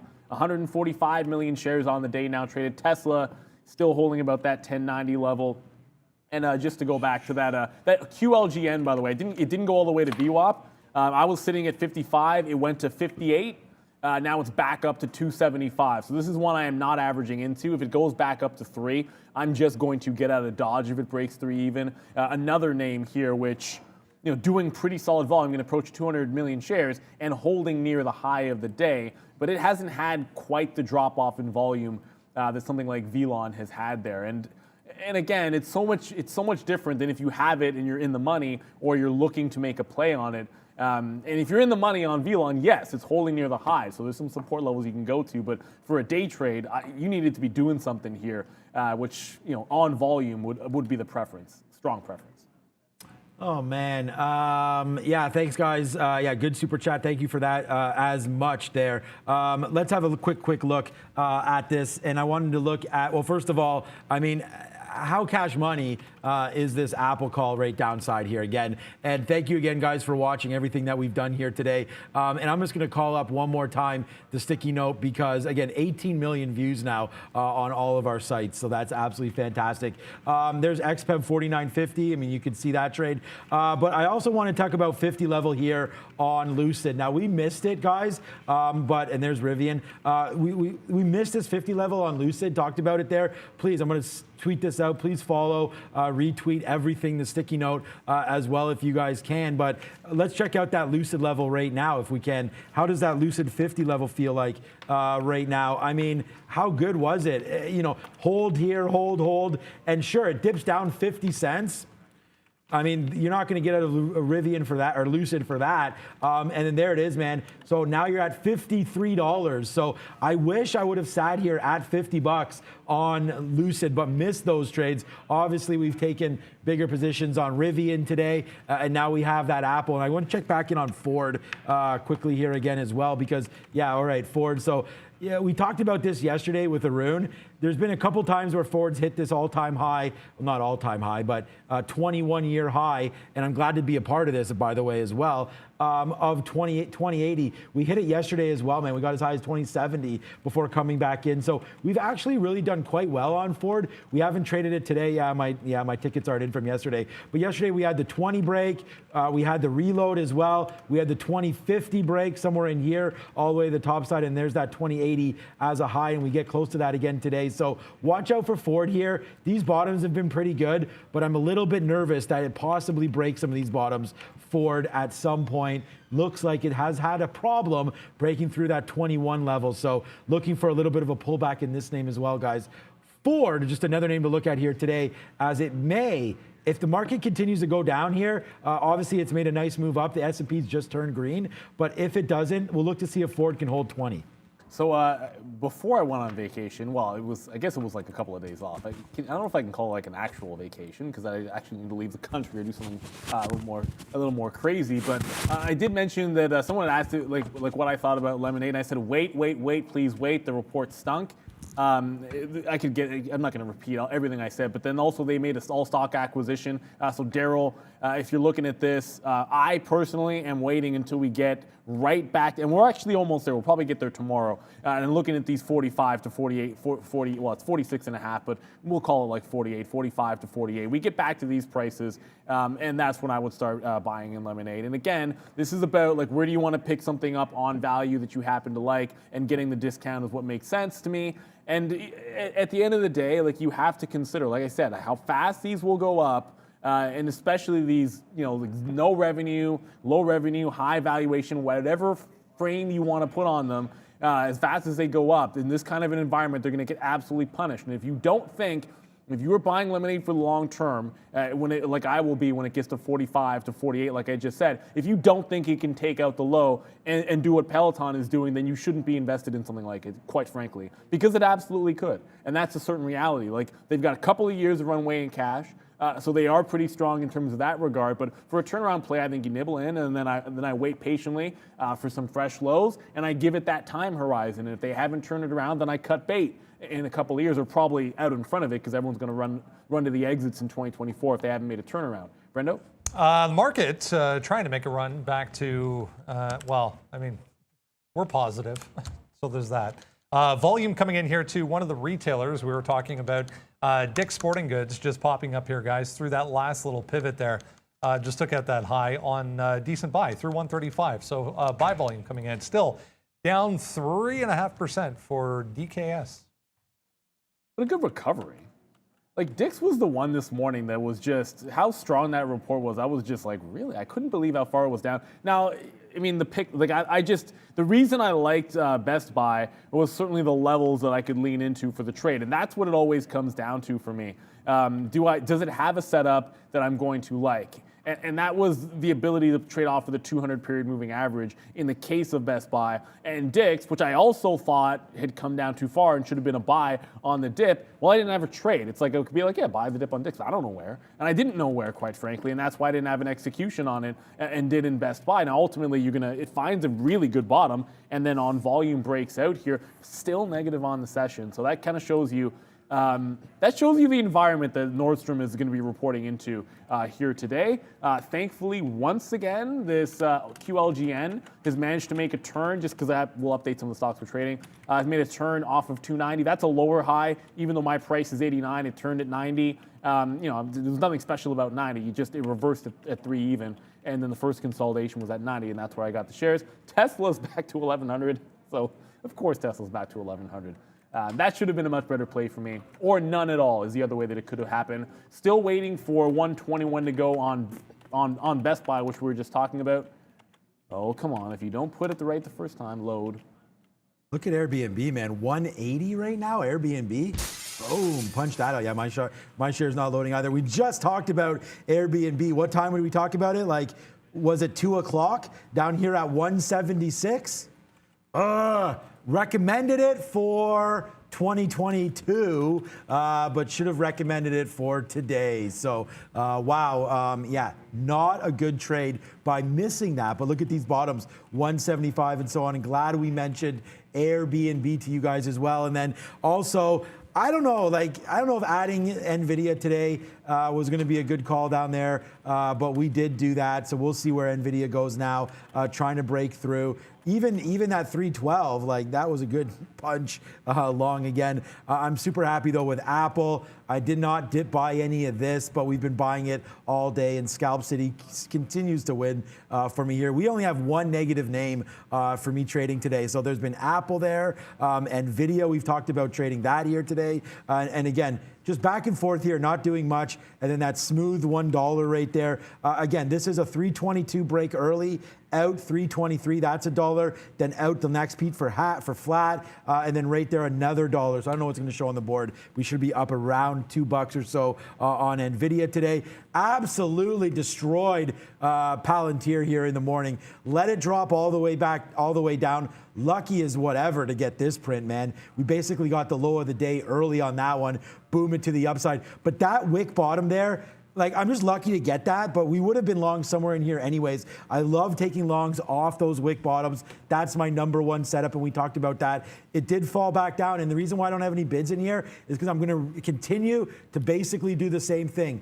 Trade very aggressively off the open. We have look at that. Like, I have the bottom. I should tweet this out. Like, I should make an NFT of this. The bottom wick and the top wick within 10 minutes here on Palantir, maybe 15 minutes or so. And now, I don't know. I don't think that's real down there, so I don't think we actually got that fill. But now you're starting to move back up to 2059. We talked about Aunt Kathy and ARK and what they're doing. I think Palantir is going to be another one of those names that they've been buying up here. You could see down into resistance here, or sorry, support of $20. Obviously, we have some lower bottoms, could be tested. I'm not buying any more Palantir. We recently bought, like, what was it, 23 or 24, somewhere in here. It made it all the way back on earnings, and then Crash City downside there. So we're going to wait on a lot of these names, but Palantir is just another one. That's another one. So another positive stock for us. Rivian today, I mean, we don't have to talk too much about this trade, as we've already done that here today, and that was a good short, obviously. That is $8 there. And then XPEV, my #1 stock today, now back down again. We did like these 49.50 levels, so it's back in. You can test this one more time. But so far, I'm just going to watch this Apple trade hopefully continue to grow, these Apple trees back here. And I don't mind getting out 160, 150 if that does come. But Apple trying to turn positive here today. And, well, one that won't turn positive. I shouldn't chuckle. It's not going to turn positive is Zoom. It didn't give that retest exactly to 196, but that level from this morning, 196, has been gorgeous. And again, that was just, sometimes you think about pie in the sky, and I anticipate, like, it's just, you go, like, it's not that complicated. If you go back beyond what it already broken, that's that 230 level. This is an August of 2020 low, and you go right back into the previous low when it made that move, and that was right at 196. So if everyone's looking at the same chart and it's an appealing name to dip by, especially on days like, well, like days like this week or days like today, where you have a little bit lower liquidity, if there's enough like-minded people at prices like that, you get a second test of this level and now a third test of it, and then it just makes another run here. So it's been a good one for Zoom. It's been under pressure. And there was a comment someone asked. It was with regards to Zoom, and I think it was Peloton was the comparison that was made. And my point is, I can with much more confidence, I would say, have a picture and an idea of where Zoom is going to be in 5 to 10 years than I could with Peloton. And you look at some of these names, and again, Zoom. Like also vastly different in terms of like the price action, but again, I mean, Zoom is down a good like $380, $390, $400. Actually, yeah, Zoom is down almost $400 from the top here. So I mean, the pullback has been about as harsh, but I have a good idea that Zoom, the technology is not going anywhere, and their ability to at least have growth in terms of their large customers using them and paying for more. That's been at least a good positive sign for them, and I feel a little more confident than sort of saying, well, Peloton's going to be okay in 5 to. I have no idea. I just feel like Zoom, if you're going to start bottom picking on this thing, like it's because you have some confidence where they're going to be. And sometimes that's what it's more about, because truth of the matter is, for a lot of these names, for the stock that went from $50 to $600 and now back to $200, the idea that people can value it properly is kind of nuts, and you'll have a better idea in a year or two. That's why you try to pick something that you do believe in and you think makes sense to you, and then sort of responsibly nibble into it. I'm not necessarily there yet with Zoom. I had that 182 level that I still think could have been pretty good, and I was sort of banking on that happening at some point. Looks like it might not be the case. I keep thinking this APVO is going to make a break, and then I can start thinking about, it actually came to the 200 period, not that that matters, but this 25 level, 25, 26 on the daily, and I keep thinking that's the level I want to short, and it keeps on threatening like it's going to break the top, and then it gets a couple of cents away and then pulls back. So I don't know, with 40 minutes to go, whether APVO is going to make that breakout, but the only place I want to short that is 25, 26. And if we don't get it, then I ain't got to short it. Square about to go positive. Okay, that's positive talk for sure, as well as PayPal. There was some talk about QLGN or something, Neil, but you're short that yeah, name, but right? it's not moving. So, okay, so that's fine. Yeah. And then look at this, guys. Just to give you an update, I'm done with Apple. We've played this all the way to the backside here. Could continue to go upside 16,280 or so on the futures. I could be completely wrong here, but we're in the money at $1.50 on Apple, and I mean, yeah, like we're gonna just take this out. If we crack below here, 160.50, the level is really right here, 160.60, but I'm gonna give this a little bit more room. I mean, 10 cents on Apple's absolutely nothing. Obviously, I wish this could still go up, but like everything doesn't continue to go up all day, but I think we've done pretty damn good by picking these bottoms on Apple. We didn't reward ourselves, we reward ourselves nicely because these were sort of the outs that I liked, but we've just now recently taken up, and I wanna reward ourselves one more time. We break back down below 160.50. We'll take that out. It'll still be a $1.20 winner on that name. BlackBerry. I'm just trying to look at some names here that maybe we haven't covered yet for you guys today. Yeah, GameStop obviously moving as well. But I'll try to find some more. What about Neo here today? That's a new name for us on the day. 41.26. Okay, again, making those bottoms at 40. And again, like this is why I'm talking about trading the open for me versus anything else. There's such huge moves that you can have here. Now, whether or not they continue up or not, who knows? And that's why I scalp it out. And sometimes I look silly where I get them out at. But if it works, you know, you don't necessarily have to fix it. All we're trying to do is tweak it, right? So again, NEO right now. There was a name that I liked. Oh, it was Roblox.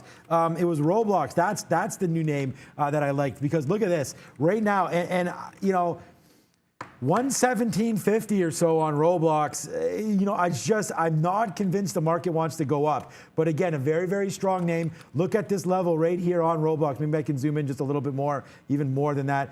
These wicks are going to be the death of me here. So unfortunately, there's some dark pool prints, but here, this is a good look. You can see right here, 117, touched it there, touched it there, touched it there. We'll see if it wants to come back upside again, but maybe it's better to take a 118 break on Roblox than, I mean, to be specific, it'd be like 117.75 or so on a break. I don't mind that. If you have $2 or $3 worth of tolerance here, and you don't think the market's coming back in, then maybe Roblox does have a good opportunity, though. I just don't know if the risk reward is there, because if you're wrong, you know, it is a $2 or $3 hit. And I'm just today, with only 30 minutes left, I don't know if Roblox has it back to day's high, or I guess pre-market high. No, I guess that is day's high. Day high here of 121. So that'd be the risk reward. But if the market goes, guys, let's go back to Roblox. We are very, very close to getting out on Apple. 25 cents away. We're going to reward ourselves a little bit if we can. Give it to them, Brendan. Another one trying to make some moves here this afternoon, guys. Clovis Oncology. Just saw on a volume scanner here. You can see why. Big volume on the buy side coming in. It's pretty amazing. This thing's all the way back to $3 for CLVS. Nice bounce, though, off of that number back to $3.20 or so for CLVS. And that VLON does make the break of 7, and it does go, I mean, give me a break. Like, why didn't I not just have this one up? It does go to this $8 level. Well, okay, it got to $7.85, but that's close enough to 8 that, you know, potential turn. It actually gave you, when it turned at $7.85, right back into $7.50, which would be that first level that we usually like for a bit of a dip off of an $8 area. So, yeah, it had the break, but here's the difference. When I talked about it, the volume was dying down, and then that's okay. So like that's like almost right after we finished talking about this. I think it's probably just coincidence. The volume just actually spiked through the high of the day, which is what you want to see. You want to see volume pick up. It then took 7 even, pulled back in, and on the second take on big volume, on the second take of 7 even, then it starts to go, and that's what you want to see late in the day. You want to see volume picking up. That's what it's going to be all about. Someone was saying, like you mentioned QLGN there, Sean, it wasn't doing anything. It is now. I just got out in front of VWAP there. I also just got trailed out of Best Buy. It's 325. It's like 3 or 4 times, not even 3. 4 times it tested 121 and then broke back below 120. So I'll just lock it in the profit at that 120 mark. At this point, QLGN has still held this great level of 235, 240. So if you're bullish on it, like it's giving you some reasons to still be in. It's just been so gorgeous playing inside of the ranges off $3, off of 2, off of 250, 235 to 250, which has been more of an area. But on the periphery, it's kind of obvious where you wanted to take profit on this thing all day long. And that leaves you with where the dip buys would be, where the potential breakout tomorrow could be, if it even has one in it, which will be around that $3 range. So, you know, QLGN, you want to trade what's moving. It looks like this and APVO are going to fail to break out in the last, well, okay, I'm going to say that, and then they're going to break out in the last hour. Failed to break out in the last hour, as it has made a bit of a definitive top here at 312. Oh, that's kind of a random number, but at 312. And Tesla, it tried to break 1100. It was there. It got to like 1101. And back below. Ooh, Tesla. Although great day trading stock, that's for sure. We could check in on Miss V if we want to at some point here. She had to do better than I did. She had to. Yeah. Probably. I don't know. She could have done worse. Literally, you only have 1 trade or 2 trades, right? Maybe she has multiple trades there. Yeah, when we're ready, we can throw over to Ms. V. If I just get the thumbs up from Lucas, we will do that when you're ready, Ms. V, just to talk a little bit about Tesla. We'll do our daily check-in until we get the okay on that one. Nice to see Matic up today. Obviously, Polygon. This is a little bit, and again, I didn't put in, you know, the percentages that I'm long here, anything like that on these, but I can tell you Bitcoin is definitely not my #1 holding. I could actually don't like Bitcoin. No, I don't love Bitcoin. I mean, I just made so much money on all the other ones. I still like Bitcoin, but not my number one holding. It's actually like 5 or 6 out of all these. Ethereum, my number 1. Cardano, my number 2. Solana, my number 3. And then after that, it just goes based on how it moves. But Matic has been another one that we've been buying. I've been telling you about NFTs, man. And again, like I just got 2 packs of Top Shots right there. We'll see how they are. But again, Polygon, big in the NFT space. So another blockchain that's being built there. And I don't know what's going to happen with NFTs or not, but you know, I think that we're in the very, very early stage here of some of this. I like Stellar Lumens as well. And then Ripple is going, hopefully, starting to make some moves with XRP token.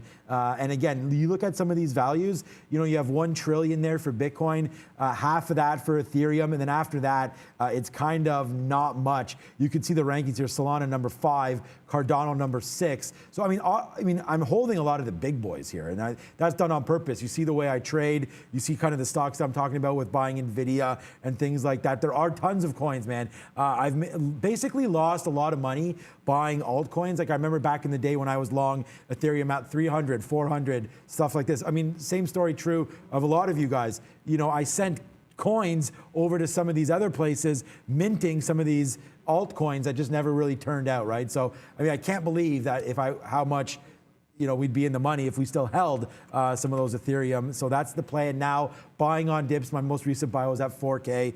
Valeria. Ready? Ready? Absolutely. Absolutely. Let's throw it over. Sorry, I was chatting with Brandon, but guys, you know what? We have more than 2,000 people watching and just 400 likes. Again, I remind you, your likes mean so much to us. It helps us to improve YouTube algorithm. It's very pleasant to see you enjoy the show, and it's absolutely free. All we ask you to do is click the like. We are preparing a lot of great stuff for you, and we already are very great. We extended the show for the whole trading hours, so we deserve that likes. Please, let's push them to 1,000. Back to you, Sean. All right, thank you, Ms. V. But Ms. V, I know she's very, very busy. Obviously, they're chatting with Brendan. I did want to see if you're holding any kind of a Tesla trade right now, or if you had a big one early, a big winner, loser, something like that. Did you trade Tesla today? Because on Memes and Movers, I apologize, I didn't quite catch all of your positions. So how is Tesla today? Sean, Tesla burned me today. Very negative day. I was attempting to get into the long position multiple times today. And yeah, thank God I'm using stop losses, so it's not as bad as it could be. But negative day overall. Hi, Tesla. Hi, Elon Musk. Back to you. There we go. Yeah, give those big shout-outs, but you never know when Sir Elon will drop you the keys to one of those Teslas, and I'm sure she wants probably that Model S Plaid as well. The Plaid, baby. $140,000 US dollar there. She's got a new iPhone there, and a big shout-out to Valeria. Thank you for coming through with that Tesla news. But look, an important thing that got said there, thank goodness for stops, right? And that's sort of the idea, right? Like at the end of the day, and again, not showing your trades, but I can show you mine. It's like every time you gotta have a stop, and sometimes it looks ugly, man. All of the longs that I had in here, that obviously the outs don't look fantastic, but I had to stop each time, and I took it. And clearly, if I just held on or averaged in till oblivion, I could be up on it. But then that same approach all day long in Tesla, and you'd be shut down for at least I'd be shut down for the day had I done that. So always have an idea of what wrong means to you in your trade. And it doesn't have to be the same. I mean, it's going to be different for everybody. Like two people can get punched into the same trade and have a different opinion of it, and can probably both win in a lot of cases. Now, another stock I want to get to, which is up on the day and making a bit of a recovery here, is Affirm. And if you look at the double bottom that's now put in on the 15 minutes, so here's your double bottom, 118.80. It was oddly enough, like I actually had this written down, like one level I've written down on this thing was 118.80. It never came into play, so there was nothing to be done there. If I'd gone long $1 in front, fair enough. But now you have this interesting double top here at about 130. And if we're going to end positive on the day here, I mean, this is going to be an interesting level, at least for me, going into tomorrow, this 130 level. If we can catch, a consolidation and maybe a 130 break, I like where Affirm is going to be at here, especially if the market wants to try to put in a green day, which I tend to think maybe before going into, I guess it'll be Black Friday in that long weekend, that maybe not long weekend, but the holiday week, that we'll maybe get that day. And it's been a rough ride for Affirm. This looks about as appealing as a bottom as 140 did, and that gave you a 10% bounce. So I'm kind of thinking something along the same lines here, only it gets a bigger continuation, breaks back 130, and then, you know, if it doesn't necessarily, even for a day trade, have to break back above the 50 period to be good, because that's about $9 or so. So that's what I'm looking at for a firm tomorrow. Didn't get a trade on it today because, you know, it didn't quite come to the level that I would have liked. It got pretty close, but, you know, close isn't enough. I see you guys talking about AHI. Not familiar with it, but I can tell you right now, if I see something at 332 that's halted, that's done less than 500,000 shares in volume, no thanks. Yeah, 426,000 volume and halted with 28 minutes to go. That's a little dangerous. That's a hard pass. Hard pass right there. What about Upstart? I haven't seen Jacqueline in the chat. I hope everything's okay, or maybe back to work, or I don't know. But right now, Upstart, I know that she was loving this name all the way up to 403. People were talking about buying some dips, and then just like the fintech space, man, we talked about putting, not Apple, PayPal and Square on a little bit of watch there. PaySafe lows as well. I mean, all these stocks are at lows right now. But you could see right here, Upstart does bounce a little bit today. We did make that bottom earlier of 190. You're up to 198 now, and a nice recovery. Even though the NASDAQ's still down 0.72, Upstart right now testing the 200 period of about 175. What a darling this one was, coming to market down here in the mid-20s, ripping to 403. Like, if you guys, I mean, this is another thing. Like, I see this talk here, and look, whether or not crypto is a scam or whether or not you want to get involved or not, completely up to you. I don't know. But I mean, there's just as many amazing moves here in the equity market if you pick the right names, right? I mean, like, you're going to get long here 20, even if you take an IPO or you don't, and you take it a little bit after that and you buy the right companies. Like, this is $40 back in March of 2021. So we're in November, right? I mean, you're 10 months, not even here from this bottom of $50. And let's just call it 40 so I can do the math easily. 10x right there, right? Like, you drop in 10 G's, you just made 6 figures right there. And then obviously, I mean, whatever, you probably would have got out on the way up. But I'm just talking about the maximum returns there. And then all of a sudden now, like, people saying, oh, you know, and this is not it. I'm not trying to hate against anybody that's against crypto, because you may be right. Just like Michael Burry, how's that tasting, right? I mean, the thing is that 403 right now, down. So if you just bought Upstart, which apparently legitimate company, you know, all the rage, gets talked about on CNBC, gets people upgrading. I mean, there's probably still are $1,000 price targets on this thing. This is cut in half in under a month, in half, right? Bitcoin touches what, 66, is down to 57, and it's a scam. Like, honestly, like, if this was Bitcoin, you'd be Bitcoin back down to 30 right now. So just a little bit of a rant there, because honestly, I'm a little tired of people talking like crypto is a little risky. Is it risky? Sorry, I shouldn't say that. It is risky. But the extreme risk in crypto, guys, you can now put in, and I want to give a big shout out again to Valeria, because I know people on the chat saying that, you know, she's an inspiration to many traders. And the thing is I want to say that is very, very correct. And I'm going to give a big shout out to Weed Batman, Weed Valeria here. Where's my Weed Valeria? I think I still have that on here somewhere. I can't find it. But the point is that she said a word right there that's very, very near and dear to my heart, and that is stop orders, okay? She's using stop orders to get in or out of her positions. Now, whether or not, you know, they're placed at the right spots or the wrong spots, we're going to work on that, and I have to work on that myself. But the point is, if you're nervous about Bitcoin here, Ethereum, any of those other names I'm talking about, you could put in stop orders, right? So that you don't have a 50% drawdown on your holdings. I mean, this is not even just Upstart. I could talk about Roku. Look at your Lemonade, Neil, like you just mentioned there. It's not just yours, any new name. What about AI that we talked about? Do you know what the most important part I think that people have to understand is, and I'll use Lemonade as an example, but this goes to any growth. Why don't you just go to Mogo? Mogo, by the way, in the news today. Anyways, I don't know why I just said that, but when you think about what you own when you own a growth company, they're not paying you a dividend, and a lot of times they don't actually have any earnings to talk about. So what do you own? You own something that somebody needs to pay you more for in the future, or that situation needs to change. How is that fundamentally different from crypto? Yeah, could blockchain change the world and the value of the tokens be nothing? It's possibly true.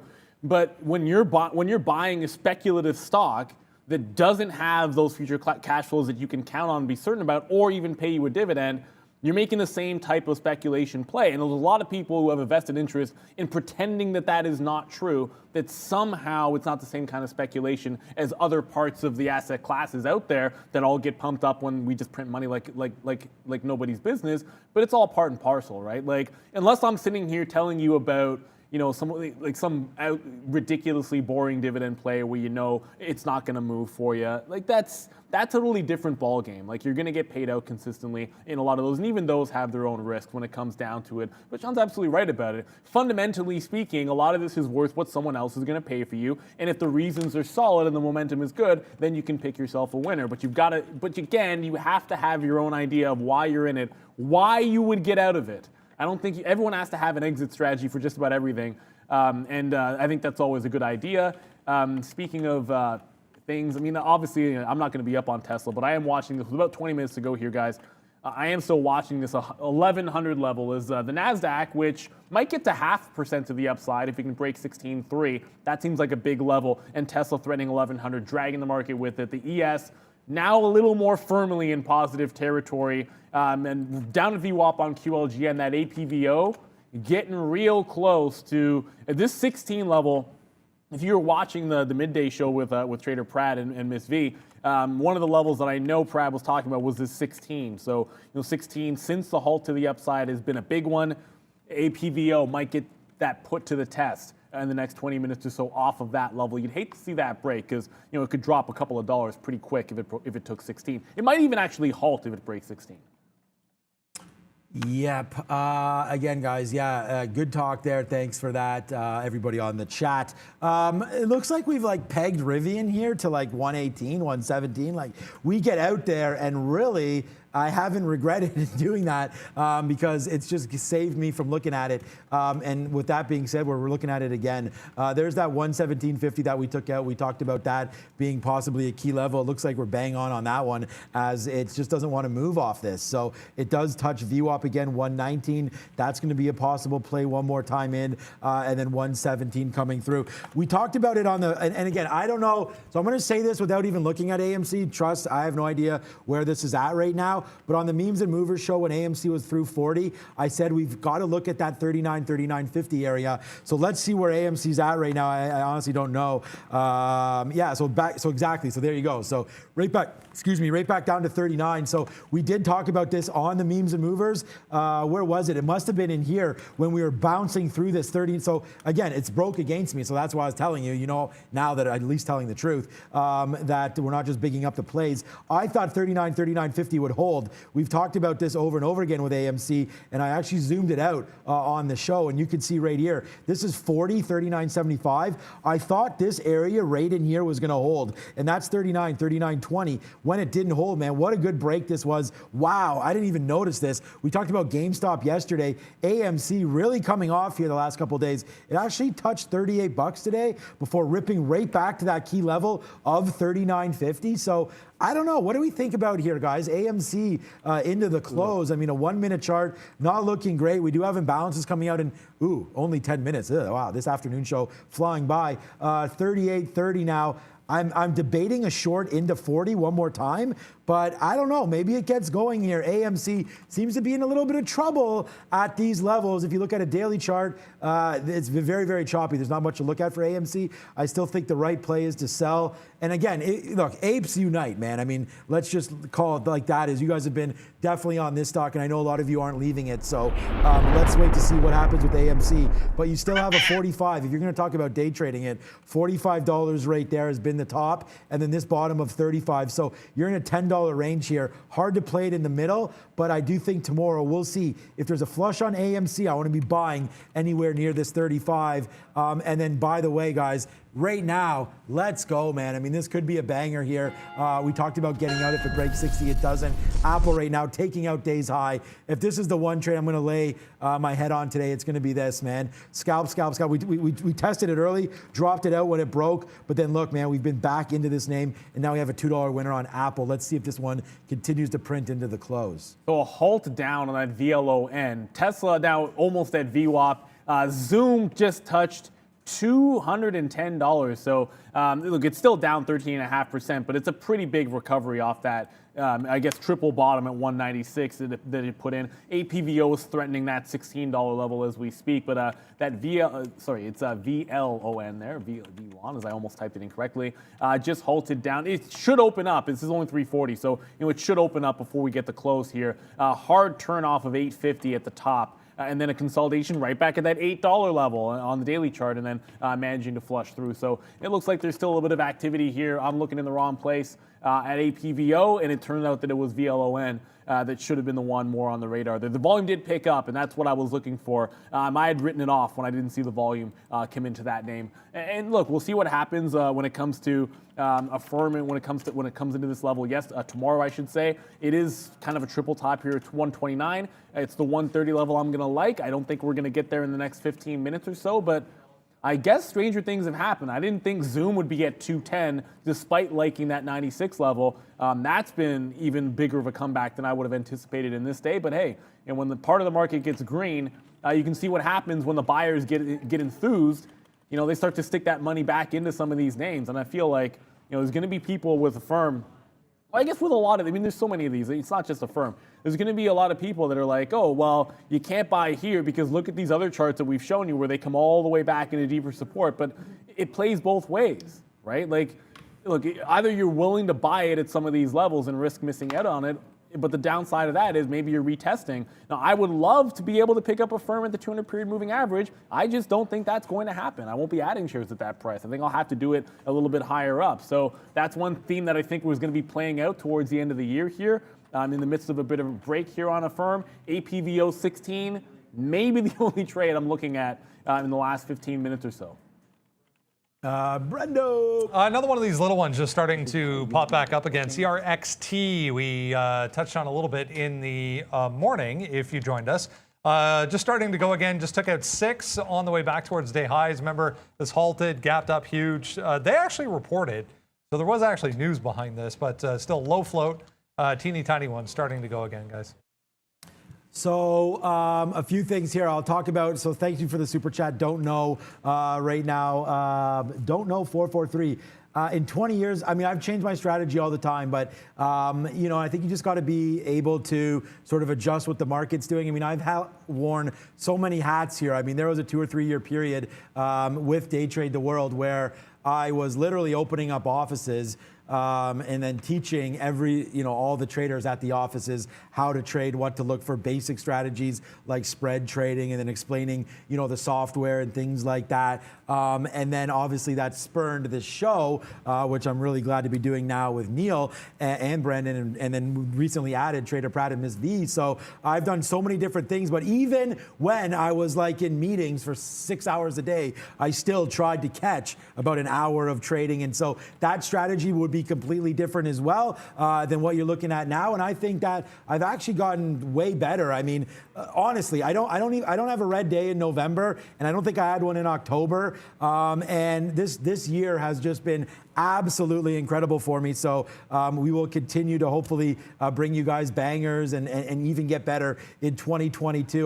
My 2021 has been amazing to the point where I don't even want to take vacays. You guys probably know what that's like as well. Okay, so that's some good talk right there. I also did want to talk about, someone said they would trust crypto, but they keep hearing about wallets getting hacked and things like that. Yeah, man, that is 100% true. The only thing I could say to that is, if you do hold a lot of crypto or even a little bit of crypto, I have a little Trezor, you can get those little nanos or those Ledger S's, things like that, where, and if you're not understanding what I'm saying or whatever, you could just Google cold storage. So you can actually take your coins, and this is a thing, again, you can take them off the chain, put them into your wallet, so you are physically holding them, and unless someone robs you or gets your secret, what is it, a 21 or 20 word key, they're not breaking into that. I haven't heard anybody break into a cold storage wallet. So. I would take this a step further and say, when people talk about what percentage of your holdings go into crypto, and people say, okay, put in 5%, 10%, 10%.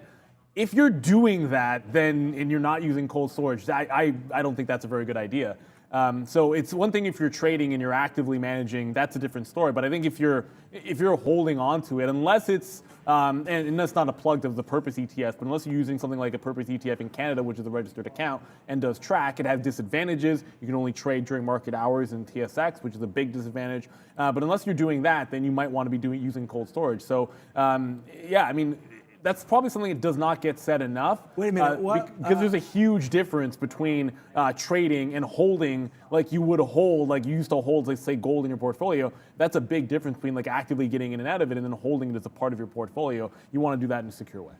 What do you mean, folks, you there? It's called your seed phrase. You are 100% right. And no, it doesn't work like that. No, it does work like that. If you don't know your password or anything like that, you need to get into your cold storage. You do need that seed phrase. I mean, I've used it myself, so I don't know. Unless I'm doing it incorrectly, but boom. Then all of a sudden I was in and all is well on that. So whether or not we're misspeaking about cold storage, I assume there's millions, if not hundreds of millions of people out there that can speak more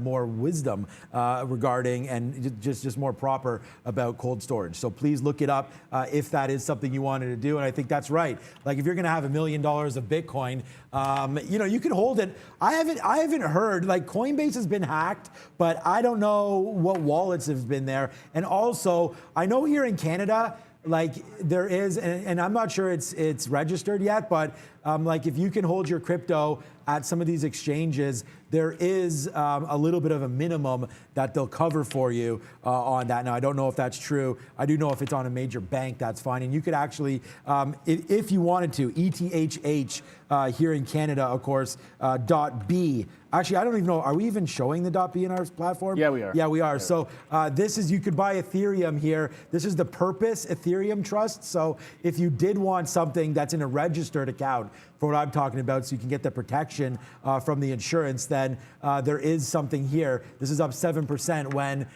today you're going to see here Ethereum. Again, this doesn't mean anything because it's 24 hours, but it does track it. So that's ETHH and BTCC, or you can trust the Grayscale products if you so want. There's only a minute and a half now until, yeah, this is just ETHE, yeah, so until imbalances come out. We are still cruising with our Apple trade. It does make a new day high there or so, be it close to it anyways. No, I think it did, besides that very, very open print where we just started to tank on that of 160, yeah, we're way above 160. What was that opening print anyways? Where's 930? It's right in here, 160, 160, I guess, maybe the high of the day there. Yeah, we show 81. We just touched out at 25 there. So let's wait to see. Only 50 seconds now until the imbalances come out. So Apple probably moves on that. Yeah, someone just asked the difference between the different Purpose ETFs with the dot. Like they have ones that are currency hedged and ones that are not currency hedged. Yeah.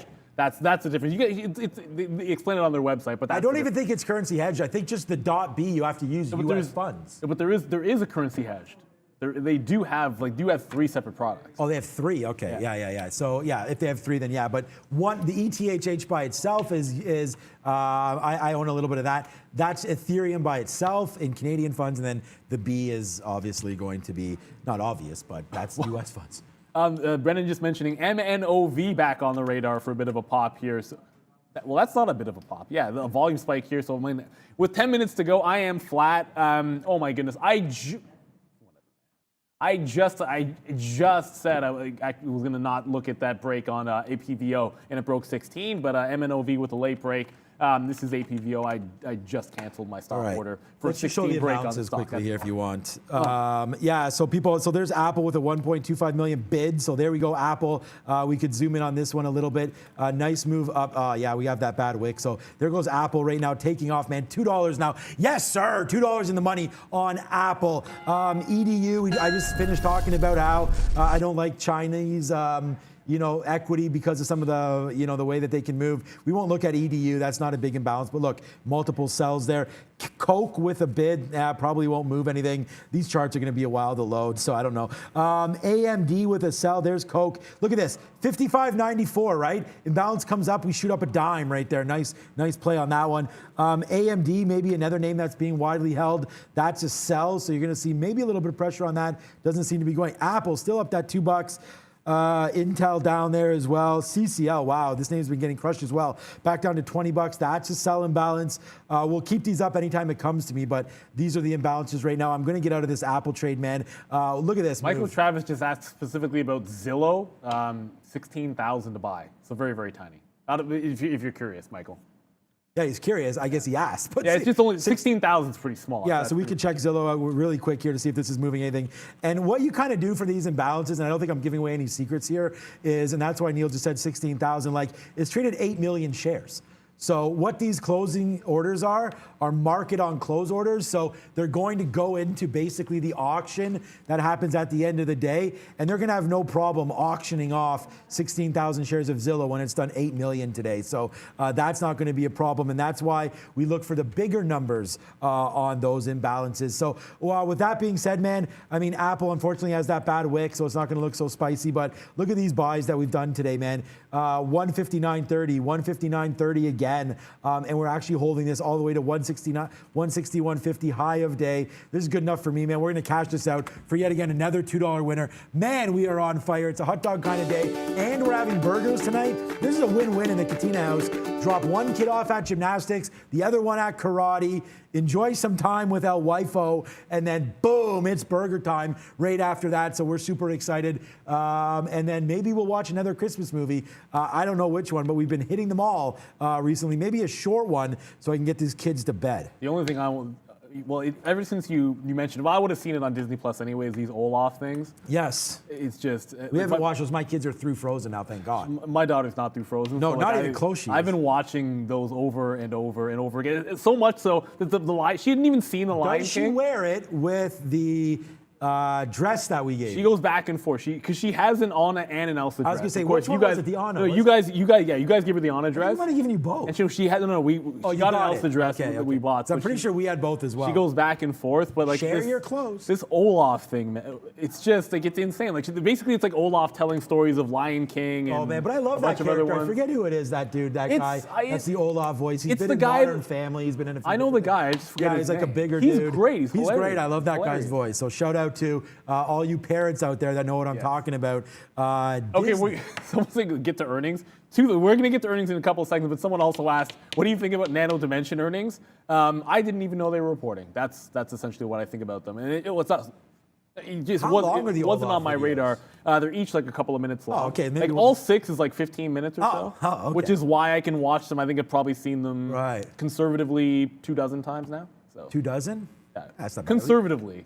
I mean, we had when we used to go on trips, played Frozen in our car, and I think I've literally either heard or watched them, watching that millions of times. Like, I'm not even kidding. Okay, well, I am kidding about millions, but hundreds, I would think. Okay, Apple, we're out of that one. Good trade there. $2 winner on Apple. Josh Gad, is that right? That makes sense. That's right. It is Josh Gad. Good. Yeah, love that kid. Okay, so again, nice move up. Look at that Rivian pop right there. Thank God we closed that position as Rivian getting super spicy into the close. People saying Palantir running into the close, whatever. Aunt Kathy probably been buying some of this out today, but Rivian, really impressive move. Give it to him, Brendan. All right, guys, a few notable names to come as far as earnings are concerned for tonight. There's still actually some this week as well. I was just looking, but here's what's up tonight and tomorrow morning. Yeah, one of those made. I mean, we talked about the retail sector and Nordstrom's reporting tomorrow. Look, this is a name that just rejected the 200-period moving average and is likely to give you at least, regardless of which way it goes, you might get a test of that 50-period as well, down around $29. It's going to be like the one good thing for them when it comes to inflation is when you're the higher end stuff. Like you have a much better chance at holding up, passing those prices down. John Deere, I think the bigger story is that they've corrected things when it comes to. I guess that the strike or the previously ended strike, that should be a good sign for them going forward. As far as the earnings go, I'm not really that interested in that name in particular. Velon has halted again. It halted down. It just halted up. So these stocks are insane. A wild name tomorrow, I think the best one to watch. And maybe Brendan, quickly, I know he's super busy, but what is the short percentage or Valeria or somebody on Gap? Because this is going to be GPS. This is going to be a name that I'm very, very interested into earnings. We've seen Macy's. I think Gap's digital offering is fantastic. I mean, you know, my wife goes on there, Old Navy, Banana Republic. I actually just got a pair of Banana Republic pants delivered yesterday or Monday, I think it was. I don't even know what day it is today. Tuesday. Oh, hello. Anyways, I think that these guys are going to be very, very interesting to me tomorrow. Like I said, it's very, very hard. I don't have any inside information, and if I did, I don't think I'm allowed to tell anybody and or act on it. So, but you know, it's just listen to what they're saying. Best Buy.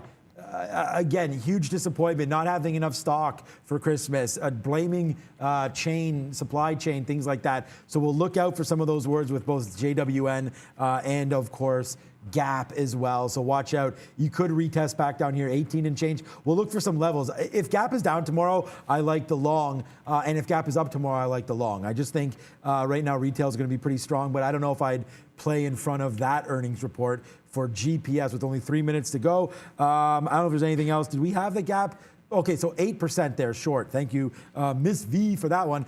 Just a quick little look here. We did get out of our Apple. We can check what that's doing. That was 161. What did I get out at? 161.45. So right now, 161.37. We said we'd keep these up for you. I don't really see too many crazy names on here. Dow Chemicals, another name. What's up, Randy? Boeing as well. Boeing's been sick the last couple days as the Dow's been down, and I shouldn't say that because I actually don't know what it's doing today. But Boeing right now on a one-day chart, I don't know, like these charts just taking forever. Okay, back to flat today, but this is what I'm talking about with Boeing. I really like these levels on Boeing. I should have got out last time we tested up there, 235, but look at Boeing, right back into 205, an interesting name for me. Yeah, like you said about those charts. Shouldn't have flipped. Oh, goodness. Yeah. You flip the charts, you pay the price, my friend. You did it, man. Like I was just looking at a couple of other names. I want to flip to Boeing, and then it just took this long since you mentioned it. But this is, man, when I left, Boeing was looking a heck of a lot better. So, yeah, it's back down to those levels. It was Best Buy that I was watching because it had done this. It done this, which go back to the minute chart, actually broke that high of the day. I got trailed out of it. Looks like it's going to close above that 121. Good sign for their rebound. Still down 12%. Much like Zoom, yes, there was a good bottom to be had on this stock, but you know, still going to be down well over 10% on both those names at the close, unless something absolutely miraculous happens in the next 80 seconds, which is very unlikely to be true. So we're going to be watching some of these. I'm going to be watching APVO and that. VLON, especially because it just actually halted, and I don't think it's going to open up until after the market. But it halted down, then halted up going into this close. I think that could be wild at 4 o'clock for those of you that trade it. Maybe retesting that 8 even area with under 1 minute. It's been good to come back. Arun did, as usual, did a fantastic job, and we will look to see if we can't make it even spicier because. You know, the Wednesday before the Thanksgiving holiday, a lot of times the open is fire. And it's like it's just like it goes absolutely crazy at the open, and then some things can settle down at lunch. I'm kind of hoping we get some more of that because the way the movers have happened today, they're insane. And some of these small caps are insane, and these big caps are moving more than you think. Tesla moved $100 before I noticed it even happened. $100. Turn the bull into a bear. Watch out tomorrow. Very, very, I'm not very bearish, but I do think that the bull just turned into a bear right there. I see Randy staring. I'm bearish on the bell ring. And good thing we didn't get into Roblox. Back down to 115. Never took out that 118 level. So that was good that we didn't get into that one. Stayed away from that. Make sure all your orders are canceled with only 5 seconds to go. We're getting ready to ring that Reggie one more time. 2 and 1. And the market is low. Thank you, Randy. That was much more peaceful, a little more relaxing there. Great job there, Randy. Look, what an interesting day it was today, Brendan. I mean, the markets battled back huge, big close for the markets. That's a great sign. What an opposite day from yesterday. What a difference a day makes, my man. Yeah, another, you took the word right out of my mouth there. Battle back. That was exactly what I was going to say. That's exactly what happened there right at the end of the day. 0.15 for the S&P in positive territory. 0.45 for the Dow. I mean, this was down like what, 1.2, 1.3 at one point today. So to end the day, just 0.5%. We'll take it. Nice day for Ethereum as well. Obviously, 24-hour market, but hey, 7.5% for ETH, guys. Yes, sir. I mean, even Brazil was up 1.4%. So, yeah. I mean, we'll definitely take it. It's been a fun one. It's good to come back here. Wow, that VLON opens up, goes up to 760, and then falls $1. So the action still continues in the aftermarket, and I guess some of the earnings will come through, and we'll see what happens. I don't see nothing. right Yeah, now. nothing's really hit. Some of those big retail names will hit tomorrow morning. Shout out, Prad, Miss V. Thank you so much. One more time. There he is. What up? What up, Miss V, Miss Prad, Trader Prad. Thank you so much, guys. Big day over there. Thank you to Lucas running the ones and twos all by his lonesome there. There you go. What's up? The man in the dark. What's up? And then Brendan, of course. Thank you so much for all the news today. Wasn't a crazy news day, really. Not really, but there was a lot of moving symbols. But there were symbols that were moving, and those are always great to trade. So stay tuned for the trade of the day. We're going to be your Best Buy.